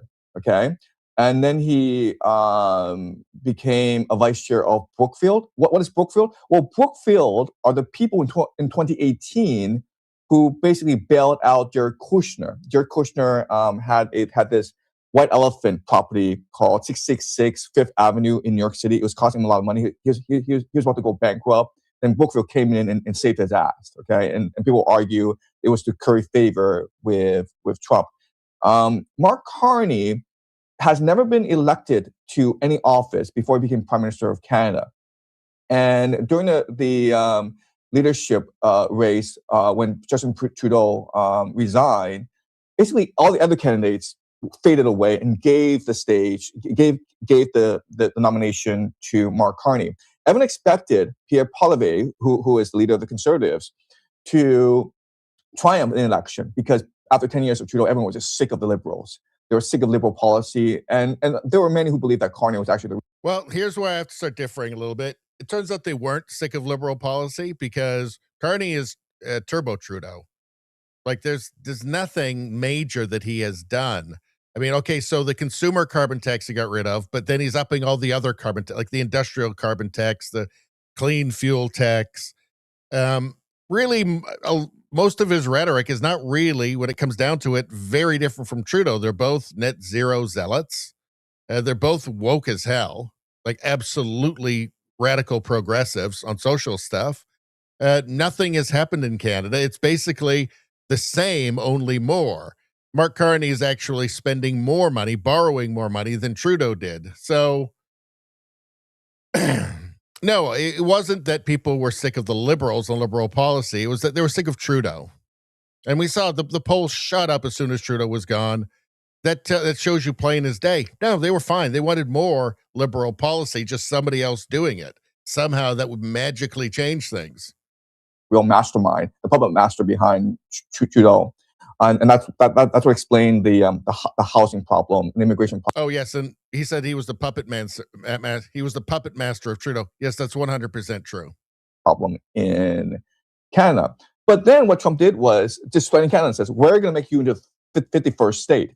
And Pierre Poilievre, he's basically imploded. He just basically went away, and they gave the election to Mark Carney. And then Trump called Mark Carney to congratulate him. So this is a lie. Well, I'm not saying he's lying, but it's just not true that Pierre Poilievre imploded. No, he got the most votes for a conservative in 30, 40 years. He ended up with 41.5% of the vote, which again was very, very good. Up, I think 10% from the last up 10% from the last election. No, his polling stayed steady all along, Pierre Poilievre. It's just you had the collapse of the NDP and the consolidation of the leftist vote under Mark Carney.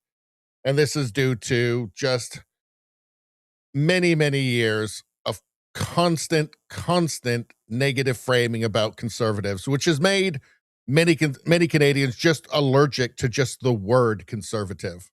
And people, for whatever reason, Canadians are probably among the most stupid people in the world. They actually believe that Carney,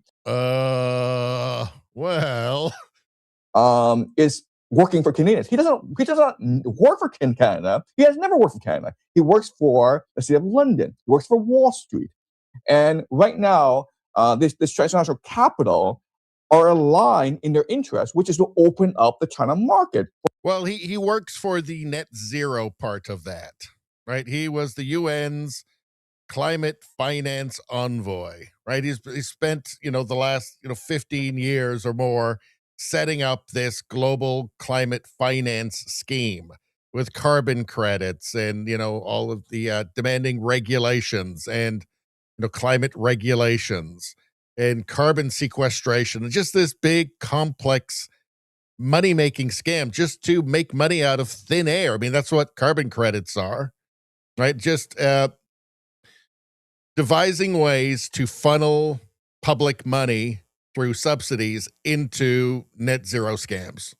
That's what his real goal is. He's not working, and he's right, he's not working for the Canadian people. He's working for that. For international finance. Again, the last store of wealth in the world that is untapped are the Chinese household savings. Every other Western nation is overstretched.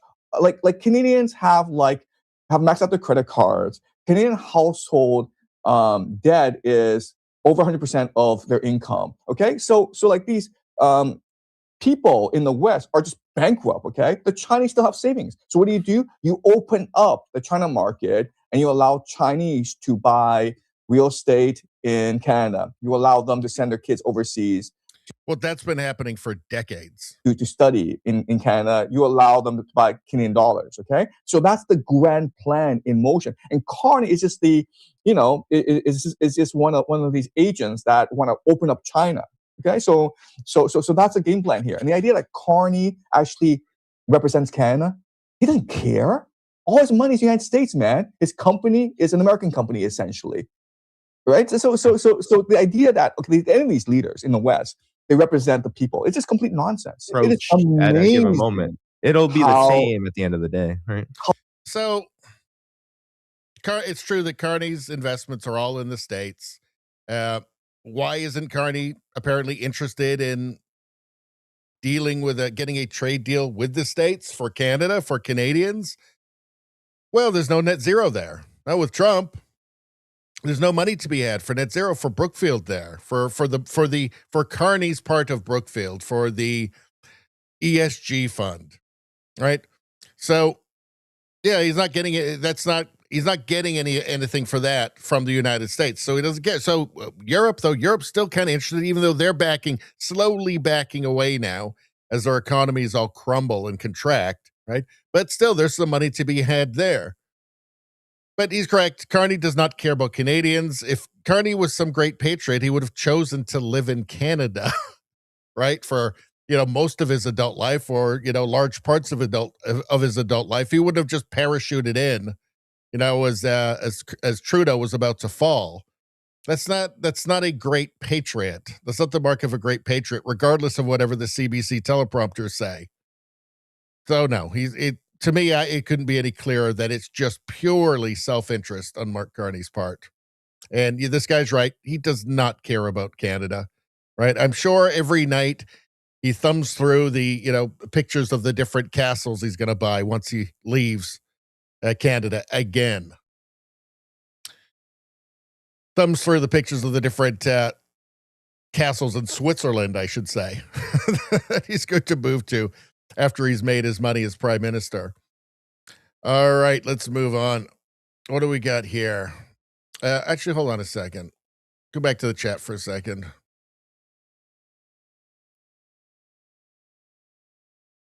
Let's see. All right, well, let's just move on. Let's see. Brian Lilly posted this, and quote, "If we're not at the table, we're on the menu." That was Mark Carney in Davos.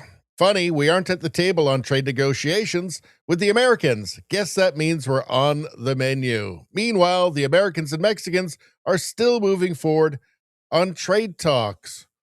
Carney clearly has no interest in getting a trade deal with the United States. He is not interested in the well-being of Canadians. He has his own designs that he's in it for. That's why he's prime minister, for his own well-being, not for Canadians. And we know that he's got no interest in getting a trade deal because he keeps doing things that would wreck it. Like, I don't know, while Trump's negotiating Gaza and Israel, declaring support for a Palestinian state. Maybe not a good move there. The flip-flopping on Iran is the most recent thing. Yeah, let's take a look. Right after this TV spot, Maria, I'm going back to my office and I'm meeting with the Mexican Minister of Economy and his team. This week we are having our first formal negotiations with Mexico on the USMCA, and we are doing it just as the president said. We're having talks separately with Canada, but we've moved along with Mexico. Canada is behind on this. With Mexico, we're already at a stage of some formal talks. We're going to be talking about rules of origin, which is really a term of art that talks about how much content in the goods that are being traded between the United States and Mexico are from United States and Mexico. We just don't want Mexico to become a hub for goods imported from Vietnam or China or somewhere else. If we're going to have some kind of a deal, it has to be a deal for Mexico and the United States, and the goods should be made up of content from Mexico and the United States. Right after this. Geez, I wonder if bringing in all those Chinese EVs had any effect on negotiations. Carney is not serious about this. He's not serious about this. And if he really cared about the well-being of Canadians, he would be serious. He would be doing something. He'd be behaving like the Mexicans who just kind of keep everything behind closed doors. They're not airing everything out publicly. They're not using Trump as a weapon like Carney is doing in Canada. Let's and by the way, just a side note here. Let me just find this really quickly. Hold on. 1 second. Everybody start your PhD thesis right now. It's only be a minute though.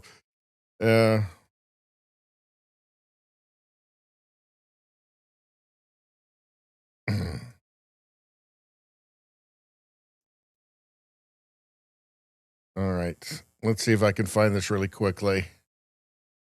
Hold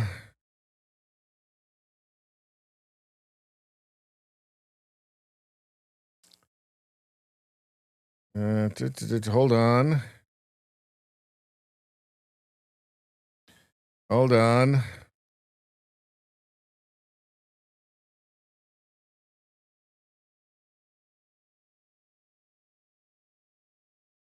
All right. So a Mexican trade mission in May to visit Montreal, Toronto, Vancouver. So Secretary of Economy Marcelo Ebrard says visit will include bilateral trade talks. So a bunch of like Mexican billionaires and entrepreneurs took a trip to Canada to see about doing business with Canada. This was, obviously in the midst of all of the antagonistic trade negotiations between the United States, Mexico, Canada.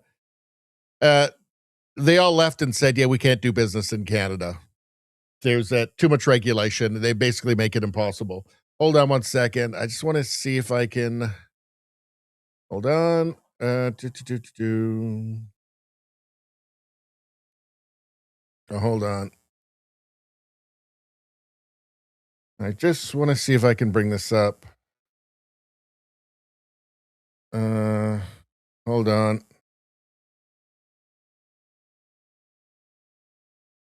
Where was it? Here we go.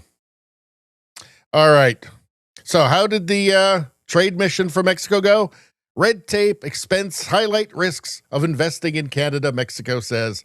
Mexican firms seeking to expand to Canada were turned off by onerous bureaucracy, says a report from the Mexican embassy. Yikes. So despite proclamations of a new era of cooperation between Canada and Mexico, the southernmost North American nation says financial and bureaucratic bottlenecks paint a dismal picture for potential investors. So I guess they're not going to be one of those middle powers that's going to be led by King Carney in revolt against the United States. Yeah. Not going well. Not going well. Let's see.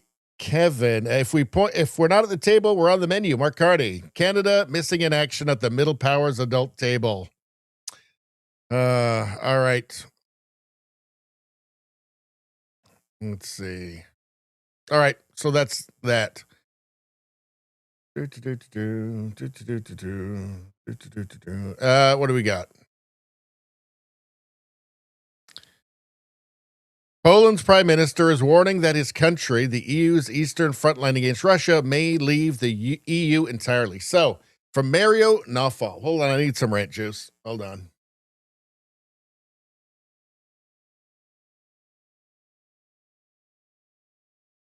All right, so from Mario Nawfal.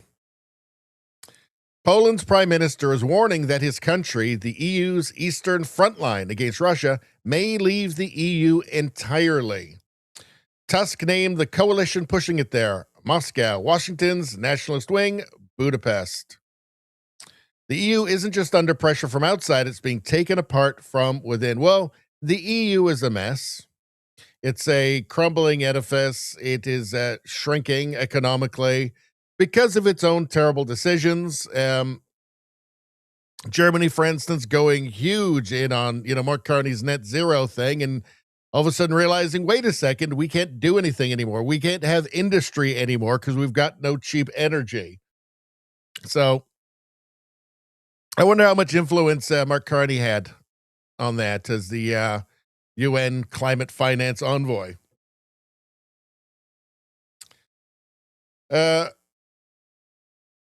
Yeah, so this is just the latest kind of chink in the EU armor. This, again, I guess you could say suicidally stupid bureaucracy, right? Because it's just run by a bureaucracy now. The EU is just a giant bureaucracy that makes all the decisions, and every decision is counterproductive and bad, forces states to take in millions of totally incompatible migrants that people don't want.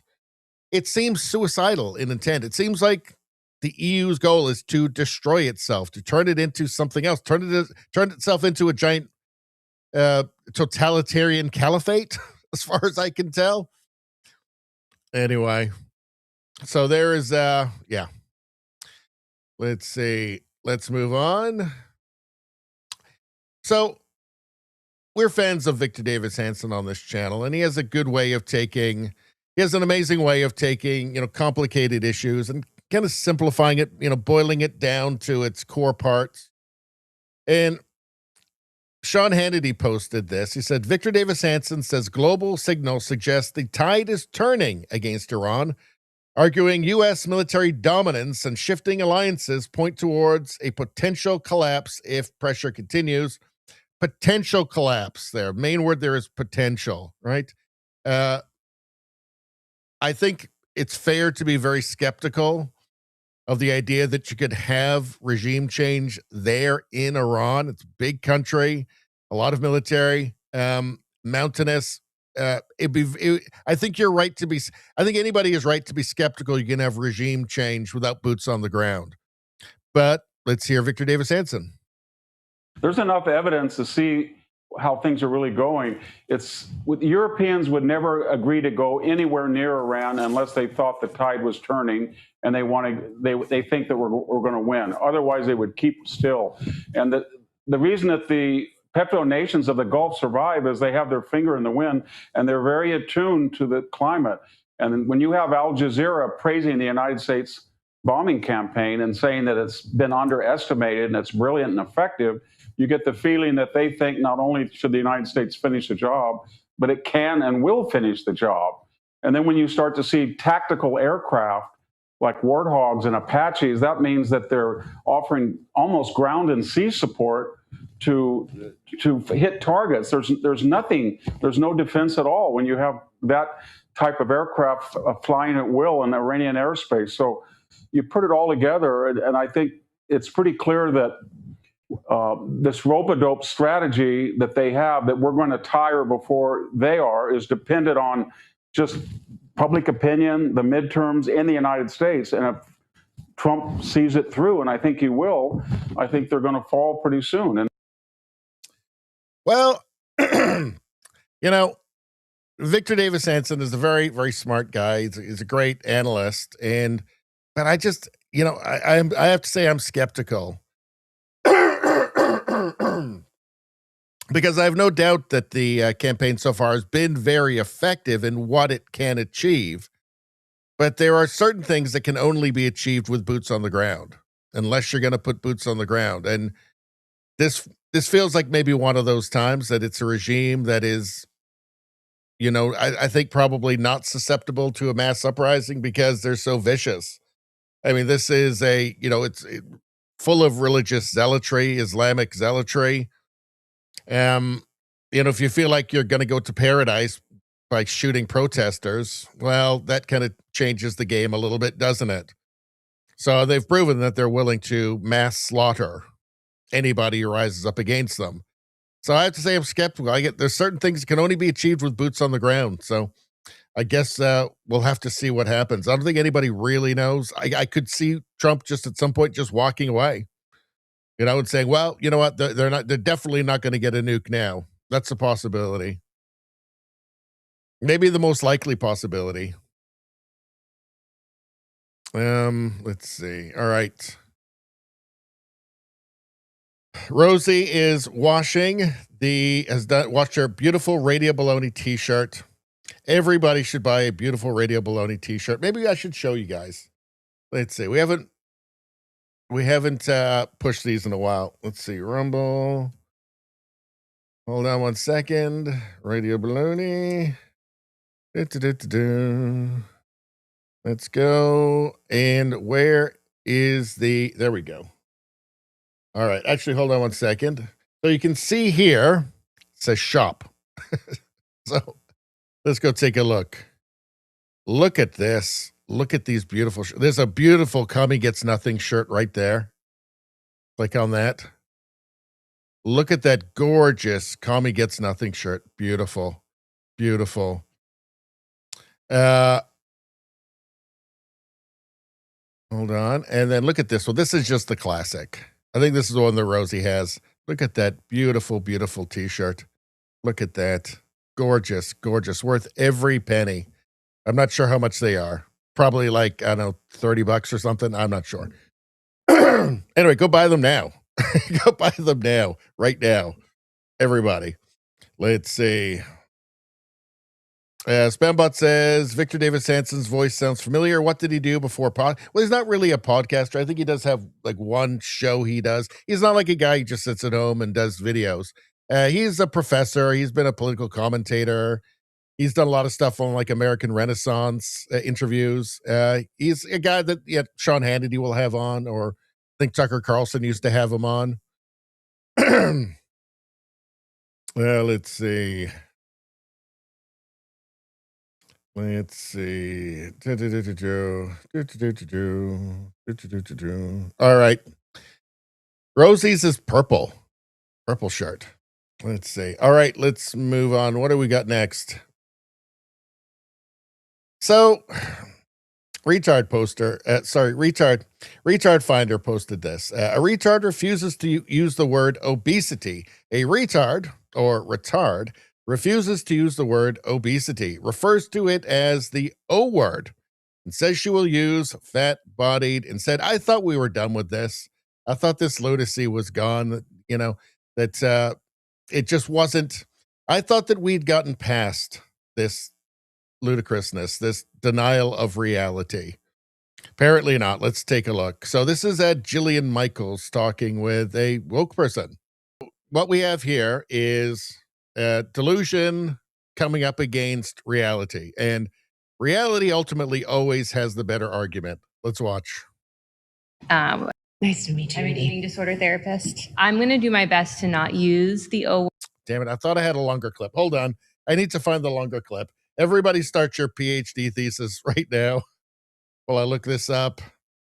Let's see. If you're writing a long novel, an epic novel, probably a good time to get started. This shouldn't be too long. Let's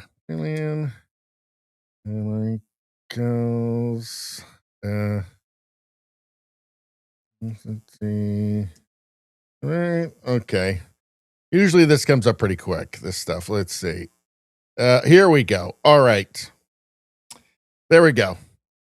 We're back. I love this. The fact, where are you getting that information from? That it's inherently unhealthy to have excess body fat. Where are you getting that information from? Denial of reality. Again, here's delusion being confronted by reality. And she doesn't care. And you can see the expression there. Of course, the dead eyes, of course, the dead mind virus eyes. She doesn't care. And because she's been infected by an idea pathogen that's robbed her of agency, right? And like free will. Okay. She exists now to propagate the mind virus to more weak-minded people. So she saw on TikToks somebody say that, there's no disease that like obese people get that thin people don't get. And that's it. That's it. Oh yeah, that's it now. Yep. Oh yeah, there's no evidence at all. Yeah. It definitely doesn't make it definitely doesn't make you more likely for something like, I don't know, diabetes or something. That thought would never enter her head, because that would cause friction within her bubble, within her friends. And as we know, nobody polices each other like the left. Nobody does. They're just waiting. When you're woke, you don't have friends. You've got future inquisitors, right? You've got future struggle sessioners against you. So you better just keep believing the politically correct thing, the thing that feels progressive and nice and empathy. Because if you don't, you're in trouble. And we're seeing that's what this is. That's what causes this. All right. That's what gets that idea pathogen into their head. That's what fixes that idea pathogen into their brain. And it seems like there's not a lot of cure, not for the true believers, the people willing to sit down with somebody who actually knows what they're talking about and make a fool of themselves and not even realize what just happened. And there's more than dozens of studies about this as well. This is like, it's like one of the most basic things about modern medicine, right? Is that we know that is on somebody who needs to lose some weight himself. And yet getting, this kind of war against shaming, social shaming, was a really bad thing. Shaming is valuable. It's useful, right? It's like, it's because you're doing something wrong, right? This idea that by being morbidly obese, you're not doing something wrong. There's no benefit to that. That in fact, it's virtuous, that you're a better person than other people if you don't exercise and eat far too much food. All it does is hurt people, like everything that comes out of progressivism. Let's see. Rosie makes such a good point. Says, doesn't matter what they cost. Talking about the Radio Baloney t-shirts. The Radio Baloney tee is worth millions. Millions, folks. Rosie is 100% correct there. Let's see.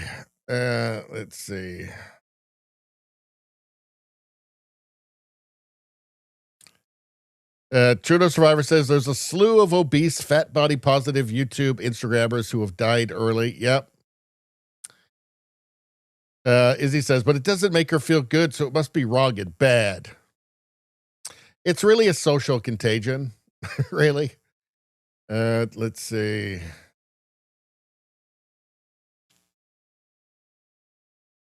Let's see.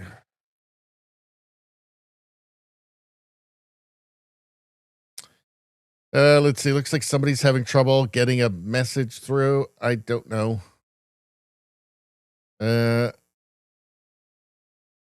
Rosie says, well, if shaming worked, we would have goats and a fence on the screen. Shall we do it? All right, let's do it. Let's get the goats and the fence. Let's see. Now I got to look for this, though. Oh, wait. Okay, I think I might find it really quickly, actually. Let's see. So there we have the sanding channel. So I like the sanding channel. It's a good one. There's the music channel. Piano channel. Let's see. Big fan of this, whatever that is. There's the pottery channel. Whoa, that's that's suggestive. Let's see. A big fan of the Selma Hayek dressed in German traditional garments with a low cut top. Big fan of that. There's more of the pottery channel. Big fan. There's the boat channel. Big fan. There's the weather channel, which I'm a huge fan of the weather channel. Let's see. There's the boat channel again. There's the Sydney Sweeney channel. Big fan. Let's see. There's the car lady. You know what? We haven't watched this in a while. Let's take a look.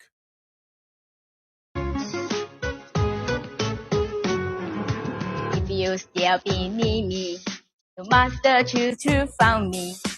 If you need a thing, you can tell me. Many auto parts in my warehouse.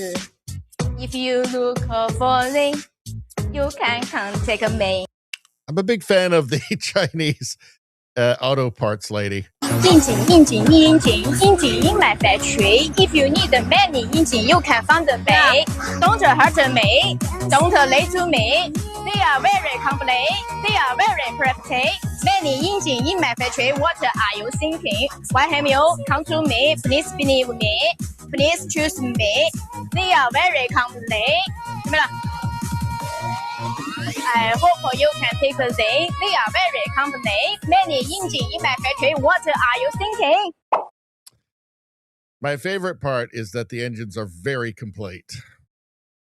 That's what matters to me. Let's see. That's one. Let's see the haircutting channel. And there's the Sydney Sweeney channel again. There's the drunk lady getting arrested with her boobs falling out. That's a good show. There's the lady on that thing. I don't know what that is exactly, but going down the Pierre channel. There's the roller coaster channel. Big fan of the roller coaster channel. And there's the goat lady. There we go.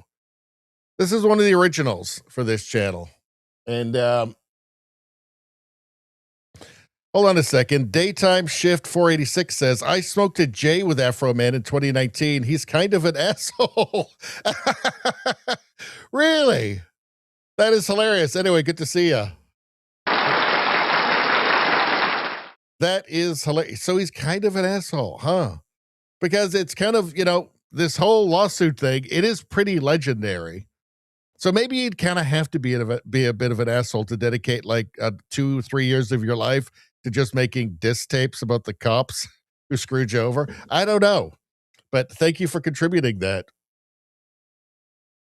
Let's see. What else we got here? All right, we already did that. Here's JD Vance talking about the American relationship with Canada. Mark Nixon posted this. So it's the same message as the Trump message in that, they feel that the United States has been taken advantage of by Canada for a long time. There's always two sides to every story. And the Canadian media behaved as if they'd never heard of tariffs before Trump. Like nobody had ever heard of tariffs. It was just this unqualified evil that only evil countries would do. And there are, for one thing, there's the dairy cartel in Canada. That's not only an irritant for the United States, it's prevented trade or reduced trade with the European Union as well, with the UK. That's a trade irritant for lots of people. That's just one thing, right? With the car tariff, that was on non-USMCA or CUSMA compliant parts. So parts coming in from like China, that's a no-no, right? The tariffs were on the parts, not the whole car, by the way. On the parts, it was an effective tariff rate of between, depending on the car, like 3 and maybe 10%. So Canada has not been totally innocent when it comes to trade. And it's foolish. It was just so absurd for the Canadian media to pretend as if, and Canadian politicians to pretend as if, it just came completely out of nowhere and we never even heard of tariffs and blah, blah, blah. No, I mean, I think that the way that Trump rolled it out was totally, I think, counterproductive. But, there's always two sides to the story. Let's hear what JD Vance has to say. President Trump has made some comments about trade with Canada. For manufacturers here in Michigan, that bridge will be a lifeline to get products over the border. Do you think that the president has taken the right steps with Canada in regards to the bridge, and do you think that it should open on time? Well, the president's attitude to Canada is they are an important ally. They're an important trading partner, especially for folks in this region of our country. But Canada has taken advantage of the United States of America for far too long. And they've taken advantage of the United States in a couple of different ways. Number one, they have allowed us to subsidize their entire military, their entire security. Canada pays virtually nothing, at least until a couple of years ago, for their own security, which means we had to foot the bill for that security. Is that fair to you and your kids that you have to pay for the military of a foreign country? No.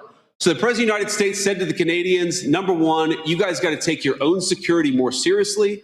You're always going to be an ally, but why don't you have a little bit more self-sufficiency? And I think that makes complete and total sense. The second thing the president said is, if we're going to be true friends, you have to treat our workers as fairly as we've treated Canadian workers for 40 years. Again, we have let so many people over the entire time that I've been alive take advantage of the United States of America. The president said, if you're going to apply a tariff to our goods, we're going to start applying a tariff to your goods too. It's basic fairness. And that's what we've done. And our hope with Canada, and I think we'll get there eventually, is we're going to get to a point where Canada treats our workers fairly, we treat their workers fairly, and they're going to be a true ally and a true friend, not somebody who's taken advantage of us, which is what they've done for most of my life. Thank you. Next question. You know, I was watching Now Media. I think it's called Now Media, on a video from Now Media, and it was Ian Burns, and he made the point, which will make a lot of Canadians very, very angry, but it's kind of just true, which is that Canada is a part of the American empire. Now, when you are almost entirely, like 99% dependent on the United States for your own national defense, it's kind of hard to say that you're not, right? We are totally dependent. No, we are not totally. We are, what, 75, 80% dependent on the United States for our economy, for our exports, right? Whether you like it or not, that's just the truth. We're right next to each other. We have this long border. We have all these roads and trains and bridges going back and forth, and pipelines, which are, perfect for trade. And we have a giant ocean on one side, a giant ocean on the other, and a frozen wasteland to the north, right? That's not gonna change, right? Where we do business is not going to change radically. Sure, we can sell, a couple extra crates of maple syrup to, I don't know, Trinidad, Tobago, maybe, right? But, and sure, we can get some oil to Asia. Maybe we can increase that. We can get some LNG ports and start sending to Japan, to Europe. That'll be helpful. But our main trading partner, our overwhelmingly main trading partner, is going to be the United States. This is just something that Canadians are going to have to just get comfortable with, right? Like, we need to start behaving sanely, right? Recognize this. And this is part of Pierre Poilievre's message right now, which I think, hopefully will start getting into people's minds. We have to be realistic about, the possibilities. Let's see. All right. Let's go back to the chat for a second. All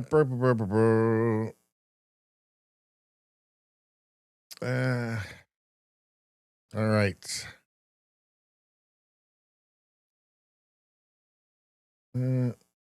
What's going on?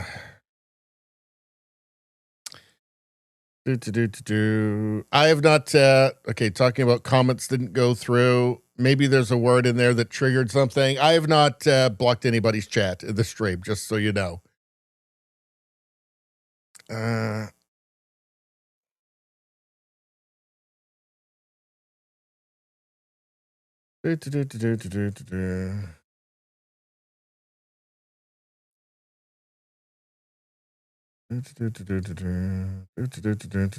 All right, hold on. All right, you're still talking about the chat. Chat got blocked, apparently.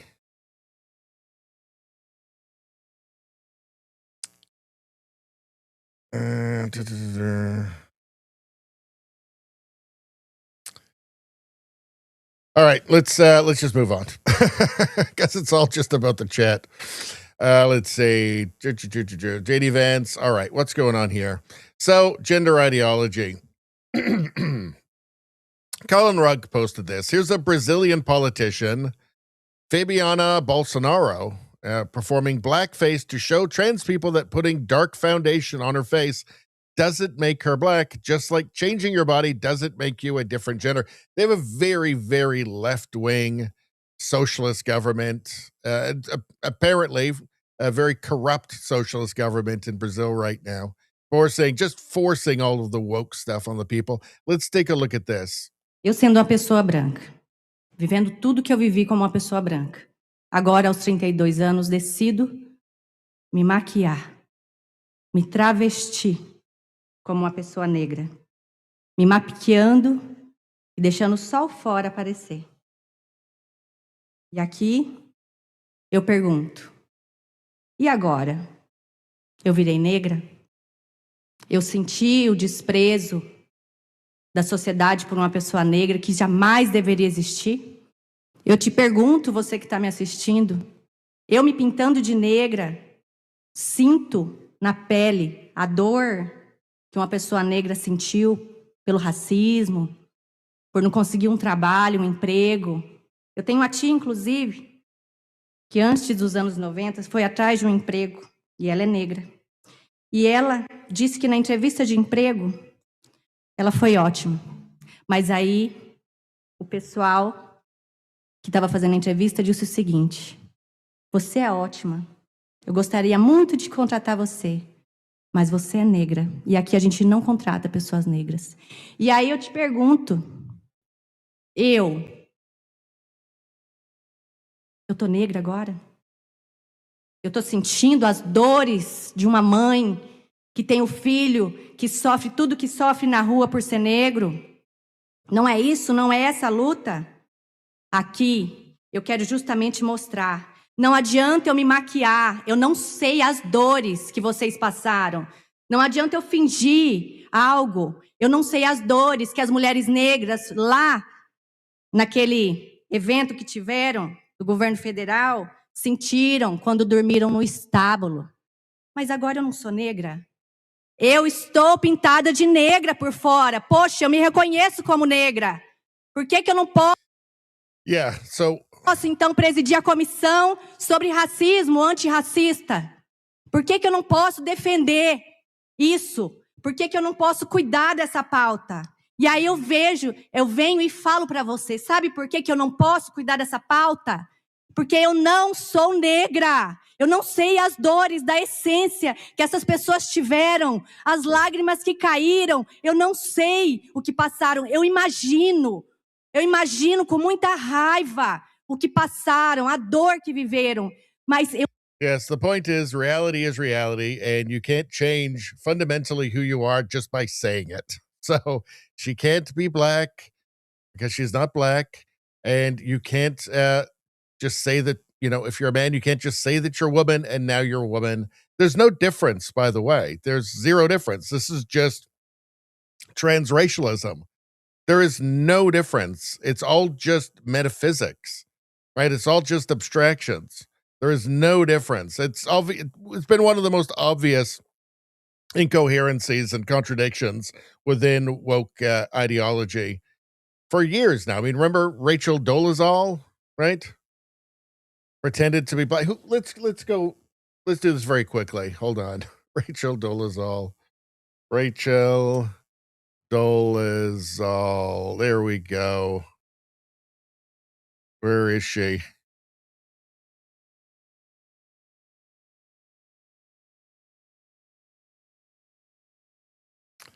Hold on. People magazine. What do they have to say? Where is Rachel Dolezal now? Probably at a Beyonce concert. What to know about the former NAACP leader, now known as Nkechi Diallo. So she's just a white woman who pretended to be black, got a job at the NAACP, and then everybody found out actually she's not black, and then it was a big controversy, but it led to the question of, well, you know, like, why can't she just be black, right? Like, what's the difference between that and pretending you're a different sex? No, there's really none, right? I mean, by woke rules, really, by their kind of metaphysical beliefs, really, that should be fine. Why not? I mean, you just say you are, you feel that way. But for some reason, it just kind of doesn't really work with the progressive stack. So, boom, God. How about this here? Peter Boghossian posted this. How did queer theory move from a deranged academic ideology to popular received wisdom? Anita Bartholomew joins me to trace the ideology's rise and the cost to children. Let's take a quick look at this. You know, you're a gay guy. You don't want to go out with a woman, but she's dressed like a man. She's taken testosterone, so she's got a beard. That should be good enough for you. And if you don't agree with that, then you are a genital bigot. My feeling is that, yeah, anybody can be into anything. Yeah. But once you take sex out of the bedroom and into public, and you demand that everybody not only accept but celebrate your fetishes, then you really remake society. And this is what queer theory's actual goal is, to remake societies. So a bunch of crazy people make rules, but why does anybody else defer to them? Like, I've never understood that. That is the big question, isn't it?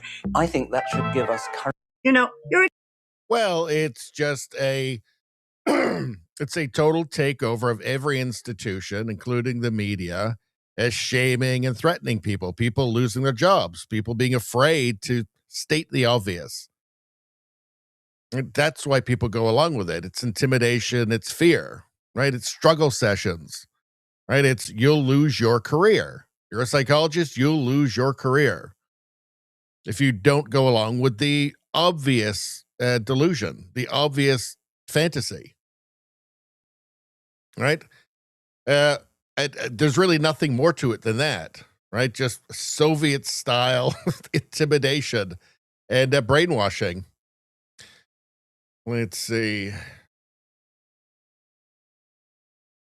All right, we already saw that. Let's get here. What do we got here? We're getting towards the last tab here. Let's see. So, all right, very quickly from CBC Watcher. So a federal court has decided that a federal court ruled not long ago that Trudeau illegally used the Emergencies Act to crush the trucker combo, to freeze people's bank accounts, to send the cops in to crush them and persecute people involved in various ways. Essentially, it used to be called the War Measures Act, and they changed it to the Emergencies Act.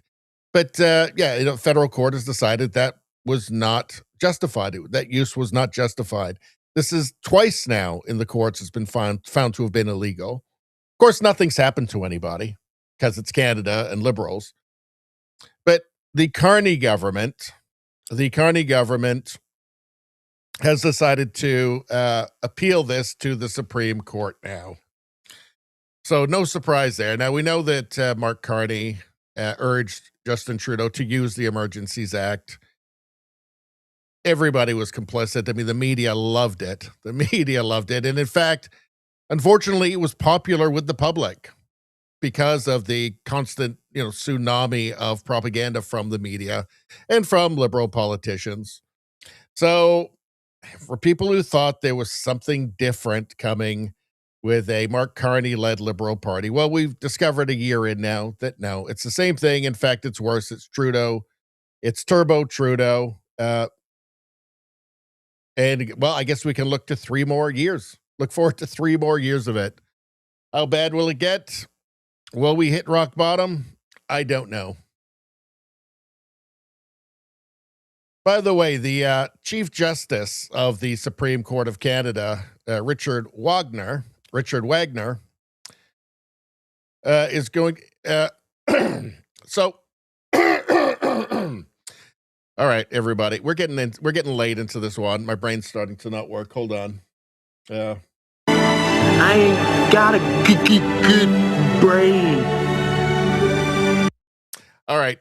So the Chief Justice of the Canadian Supreme Court, Richard Wagner, is very biased. What did he say? He described it as anarchy. He said protesters were holding citizens hostage. He reportedly characterized aspects of it in terms like sedition in interviews and remarks. Now, obviously, this is unbecoming of a Chief Justice of the Supreme Court of Canada. And certainly as one of the people who, in this appeal from the Carney administration, certainly he should be recusing himself from this case. I mean, he's clearly biased. He's made it clear that he's biased. Will he recuse himself? Well, it's Canada and liberals, and no. So I'm guessing he probably won't. Because why bother? I mean, the media will cover for him. They'll either just not talk about it or make excuses for him so he can just do what he wants. Doesn't matter. Here, let's take a look here. Justice Center for Constitutional Freedoms. Here's John Carpe. talking about this case. Canada's federal government is just not giving up. They are now appealing to the Supreme Court of Canada. There are 2 losses in the federal courts pertaining to their illegal use of the Emergencies Act.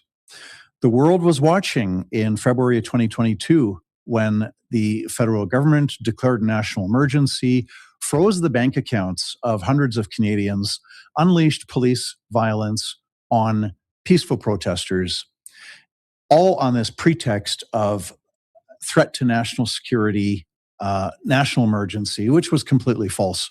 There had been border blockades in Coutts, Alberta and Windsor, Ontario. They had been completely resolved.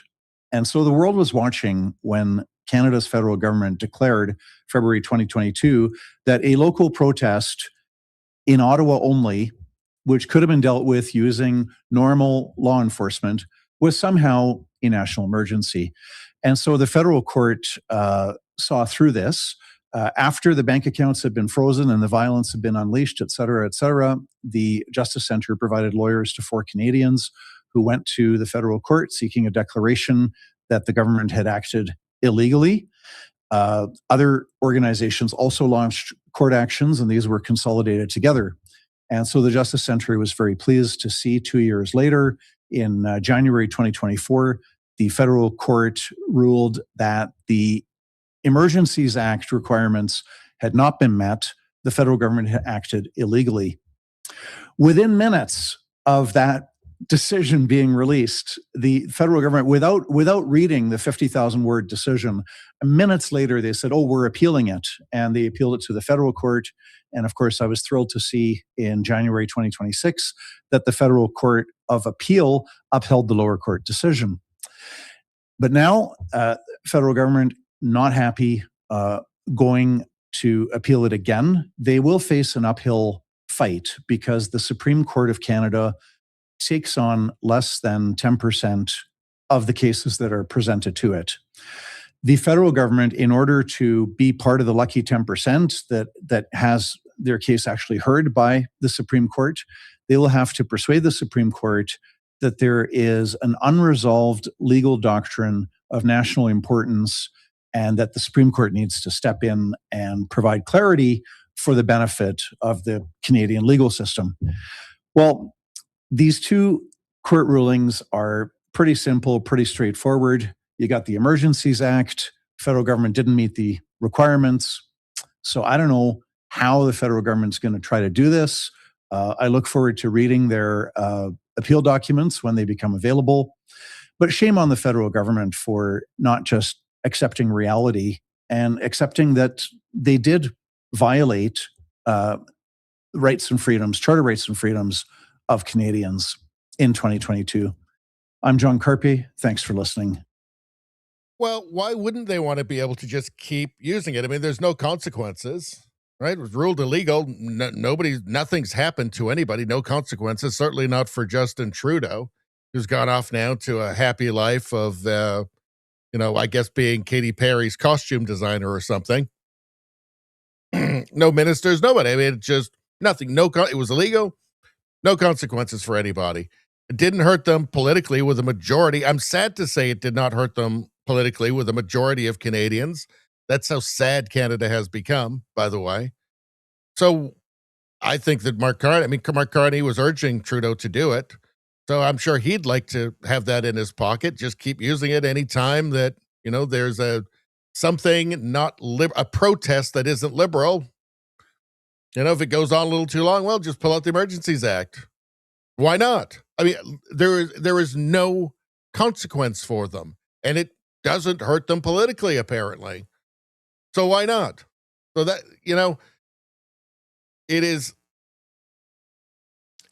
truly depressing how low Canada has fallen. But I guess the positive is that they are facing an uphill battle at the Supreme Court. But do you really trust the Supreme Court, especially when the Chief Justice is openly, publicly biased in this case? Not really so much. So nothing would surprise me anymore. All right. Yeah, here from Marty up north. Broke the law without consequence. Yep, nothing.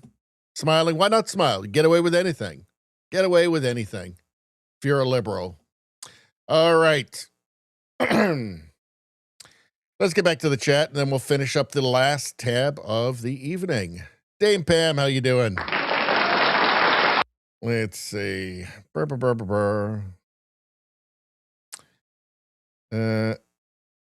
Dame Pam says all that fake makeup will melt in the heat. Talking about the Brazilian lady.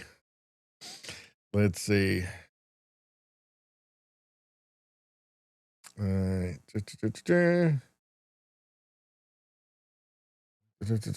Oh, True Survivor says Katy Perry better watch out. I think this woman is going after her man. Well, it would be Trudeau would be conflicted with the Brazilian woman because on one hand she's putting on blackface, which I mean that would make his heart flutter immediately. On the other hand, she's doing it to make a point that you can't just say that you're a woman and be one. So that would make him very angry, very angry. He might even call her small fringe minority and ask if she should be tolerated. So he'd be conflicted, you know. Rosie says she's from Brazil. So is that? Yeah, Portuguese. They speak Portuguese there. Let's see. Radio Streamer says, I knew True Gina had kids out of wedlock. Maybe it's one of his kids. Maybe he gave birth to her. Let's see. Let's see. Trudeau Survivor. Was Sean King the name of the guy pretending to be black? That's right. Sean. I forgot about him. You don't really hear much. I guess his grift must have dried up, actually. He was the guy who was pretending to be black, and he was very anti-white. Let's see.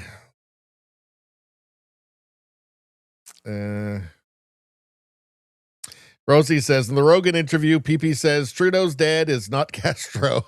Well, he laughed. He laughed when Rogan brought it up. But, of course, he's going to say that. Even though Trudeau, he does look a lot like Castro, I got to say. He looks a lot like Castro. He really does. Unfortunately, I only got to watch the first hour and a half. It's 2.5 hours, and I only got to see the first hour and a half of it. And I missed the last part of it, unfortunately. I just didn't have time. We were on the road and stuff. The Brazilian woman just increased the risk of... I'm not reading that.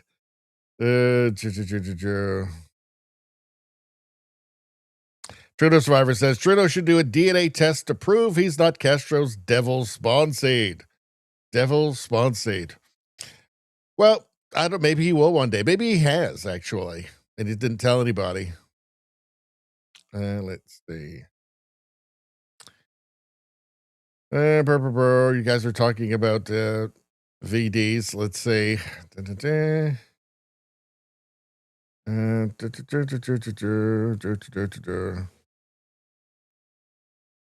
Dame Pam says the last part of the Pierre Rogan interview was mostly about sports. Okay. Let's see. The radio streamer says the black white supremacist skit that Dave Chappelle did was good. That is very funny. Maybe we'll do it on Monday for the Rumble premium stream. All right. This is the last tab of the evening. This is the stuff that you guys sent in. So nobody blame me. Blame yourselves. Blame yourselves.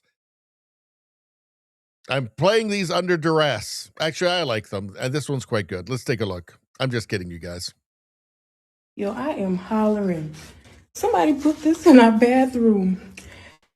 And it's so funny because they do sound like, y'all watch it, watch it, watch it.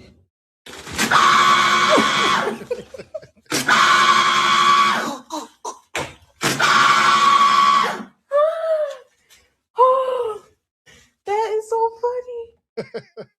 Yo, I am hollering.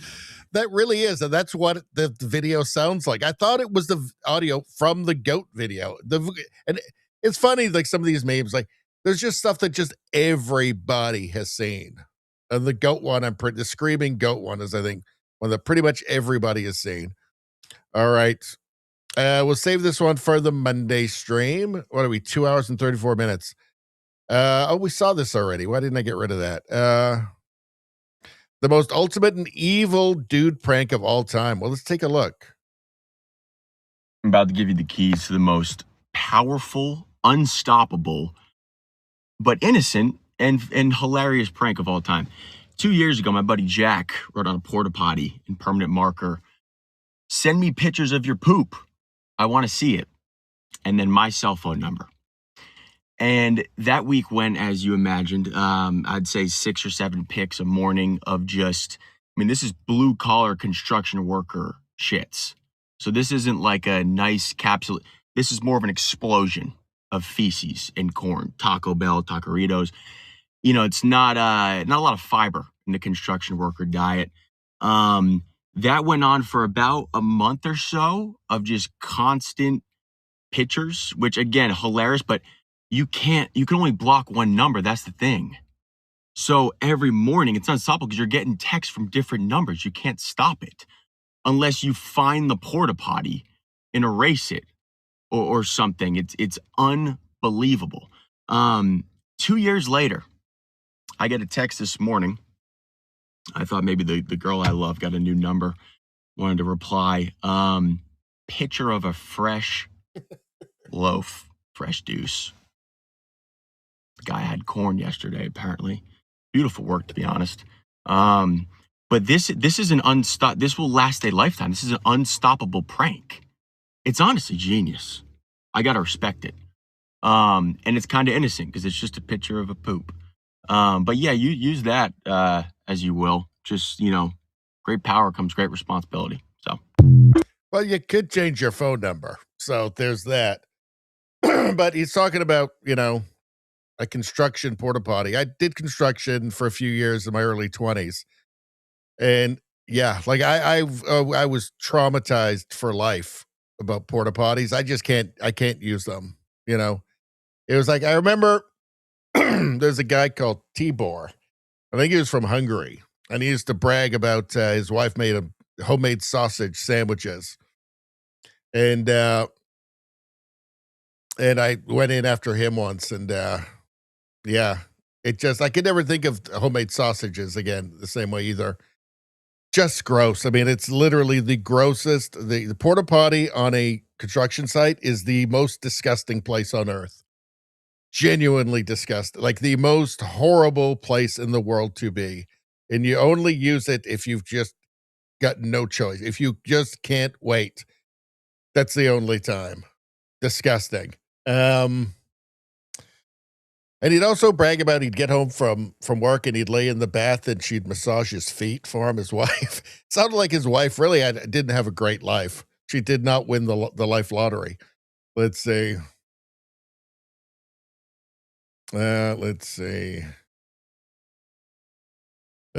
Izzy says, that's nasty but funny as hell. It is nasty and funny. Imagine he changes his number and some old lady gets a new phone. I don't know. Radio Streamer says terrible. I agree. Terrible. Spambot says, just imagine the form. Reason number change. It was too shitty. Oh.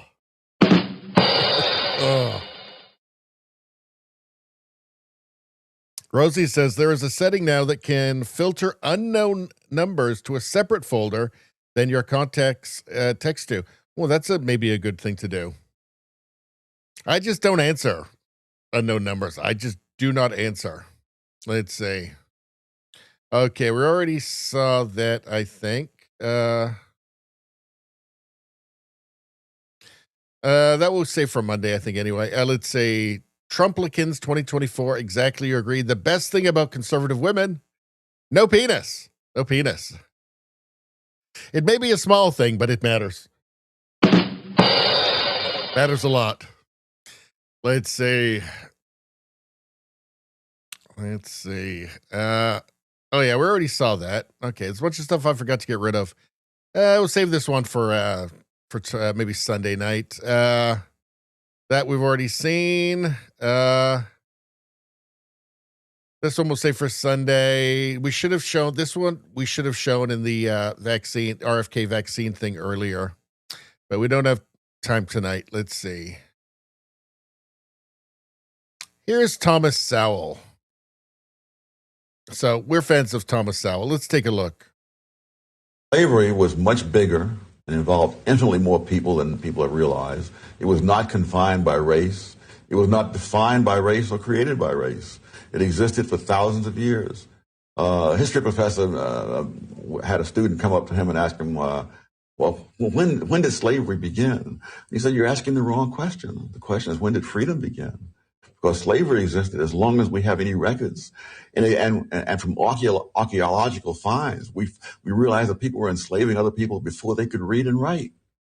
So that's always existed, and it's existed all over the world. The number of white people enslaved by pirates in North Africa was greater than the number of Africans brought to the United States. And yet that's not even mentioned in most of the discussion. So I tried to look at slavery as a worldwide phenomenon, and it's something that's lasted for thousands of years. I also tried to ask the question, why did it end? It ended here because of a civil war, but it didn't end anywhere else because of that. It took over 100 years to root it out. And again, the literature, there's tons. You can find the shelves groaning with books about the United States, the Western Hemisphere, and Africans, but virtually nothing about the rest of it. This book about the Europeans enslaved by North African pirates came out in 2003. By 2004, you couldn't find a copy. It had, for all practical purposes, going out of print. There was just no interest in it. Racism in the United States. Yeah. So Western academics have done their best to smear and discredit Western civilization in every single way possible and just lie. Just lie in the hopes that one day they can get that communist revolution. And there's really nothing else behind it. That's it. Let's see. When the coach gave the team manager with severe autism his first ever minutes in a varsity game, nobody saw this coming. Well, let's take a look. This is just a feel-good story. This is old, too. I think this is like 20 years old. But I've never seen it. A hard practice tomorrow, all hour and a half, and let's get ready for Arcadia. Let's go. 1, 2, 3, 2. Because he has been so devoted to the team, for the last game of the season, Coach Johnson decided to let Jason actually suit up. Not to play necessarily, just to let him feel what it's like to wear a jersey. At least that was the plan. But with 4 minutes to go in last week's game, Coach Johnson stood up and pointed to number 52, Jason McElwain. After years of fetching water and toweling off other people's sweat, Jason was actually in a game. His first shot was a 20-footer from the right baseline. Was it close? Did you almost make it? I just airballed it. I'm like, just, dear God, please, let's just get him a basket. His second shot missed too, but the third was a charm. A 3-point no-doubter. And Jason wasn't done yet. Not by a long shot. If I wasn't there to witness it, I wouldn't have believed it, You caught fire. I just caught fire. I was hot as a pistol. Jason ended up shooting 6 3-pointers. One right after the other. He had 20 points total, and each time a shot went in, his teammates and the crowd went a little crazier. His last basket, right at the buzzer, created total mayhem. Because he is autistic, Jason says he's used to feeling different, but never this different. Never this wonderful. Steve Hartman, CBS News, Rochester, New York. So that's just a feel-good story. That's a palate cleanser right there, And he's autistic, so he probably spent a lot of time practicing those threes, right? A lot of time, and he got good at it. Well, that's a nice story. Let's see. We already did that one. This one we'll save for Sunday or Monday. We already saw that one. To Pierre Polyev, John Lee Pennymore. I'm sure this was Spambot who sent this. To Pierre Polyev saying Alberta will never separate. Not happy about that. Let's see. That we've already seen. Let's see. This one we got to save for Monday, I think. That we've already seen. And there's a bunch of stuff that I didn't erase from the last stream. That we have to maybe copyright issues. This we've already seen. That we'll say that we've seen. That might be copyright. We'll save that. What's this here? Mario Nawfal. Australia's PM Anthony Albanese had to leave a mosque visit in Sydney early after things turned hostile. People inside started shouting at him, swearing, and confronting him directly. In the end, he was escorted out through a rear exit. It was just too much diversity for him to handle. Boo Tony Berg! Boo Albanese! What are you doing here? Genocide supporters! Boo! Boo! This is bad! Boo! Genocide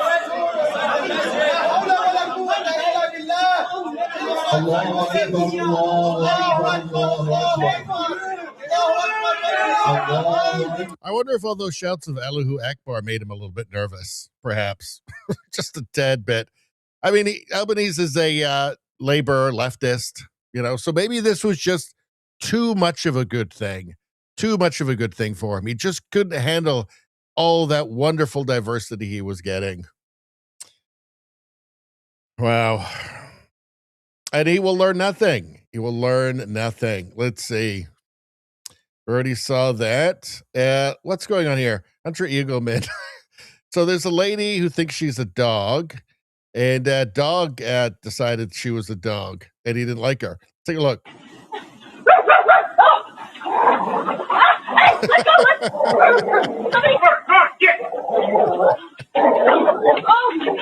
You all right? But all of a sudden, she can walk on two legs. Wow, that's a miracle. It's a miracle. This fat dog here, dog lady, can all of a sudden walk on two legs. Wow. Just like a person, just like a real person. A woman that identifies as a dog attacked by a dog. A woman that identifies as a dog attacked by a dog. This is poetic justice or something. I don't know. Irony. All I know is that it's funny. And don't go around on all fours barking like a dog. Just generally, I mean, even if you're not going to get attacked by a dog, don't do it. It's stupid and insane, and it makes you look retarded. Looks like an oversized pug, Dame Pam says. I agree. Let's see. What do we got here? Tommy Robinson says, absolute classic. I don't know when this was. Was this new? Who are the people you can't make jokes about? Muslims. Muslim? Yeah. Try that. Yeah, but See what your Twitter feed says. Yes. Yeah, but that's not saying that you can't. That just means that they'll kill you. Right? Yes. Yeah. Oh, yes. I've said that. Theoretically, you could. I've made jokes like, it's a religion of peace. There's a piece of you over there. There's a piece of you over there. And see, they're right. Who are the people you can't make jokes about? The thing is, this is 100% true and right in front of everybody's face. And we're all expected, still expected to just pretend it's not real. Still. For how long? For how long are we to keep pretending? Let's see. That we already did. We need to get rid of that. We'll save that one for Sunday. We already saw that. We did the Oscar stuff. All right, that's it. We're done. 2 hours, 48 minutes. It's been a long week for me. I think we're done. All right. Anybody watching on YouTube, go to the second channel, Radio Baloney News. All of the world news, the clips for the world news stuff in US and UK and Mind Virus and meme review. Look at all these wonderful videos down here. Woke Beyond Hope. That's Canada News right there. Meme review. Beautiful. Doge. Canada again. Crazy lady has AI boyfriend. What a video. Fantastic stuff. You can only get this stuff over on Radio Baloney News. There's already 224 videos there. And it's been around for about 6 months now. So please go there. Subscribe. The algorithm is terrified of us combining our powers. is terrified of how powerful we might become if we cooperate and you subscribe to my channel like all good, decent people do. All right, let's go to the chat and let's call it a night, folks. We can all get our weekend started. Let's see.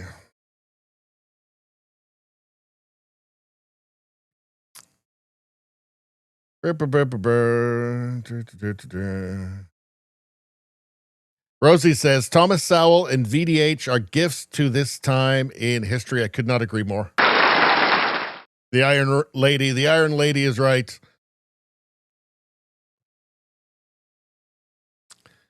Rosie says that reporter was tearing up at the end too. Yeah, of the basketball thing. I mean, it's moving, right? Let's see. Radio streamer says that land whale just needed all four to move. Maybe. Dame Pam says looks like an oversized pug. Yep, I agree. Let's see. But pugs are much cuter, Dame Pam says yes. They'd probably smell better. Let's see. That purple is about the same color as my Radio Baloney shirt. Everybody get your Radio Baloney t-shirt. Let's see. Radio streamer's out of here. Dame Pam's out of here. Remember, update. We don't do that. We don't use the U word. Let's see. All right.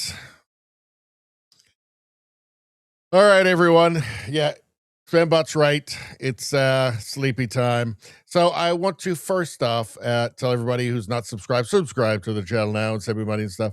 But thank you for showing up. If you guys didn't show up, I'd be ranting to a cold and indifferent universe. So that would be depressing. But it's not, because you guys came in, and I think the chat was in good form tonight. I would say the chat was in very good form. So you guys are what makes it fun for me to keep coming back. If you guys keep coming back, so will I. Good night, everybody. We will see you on Sunday night.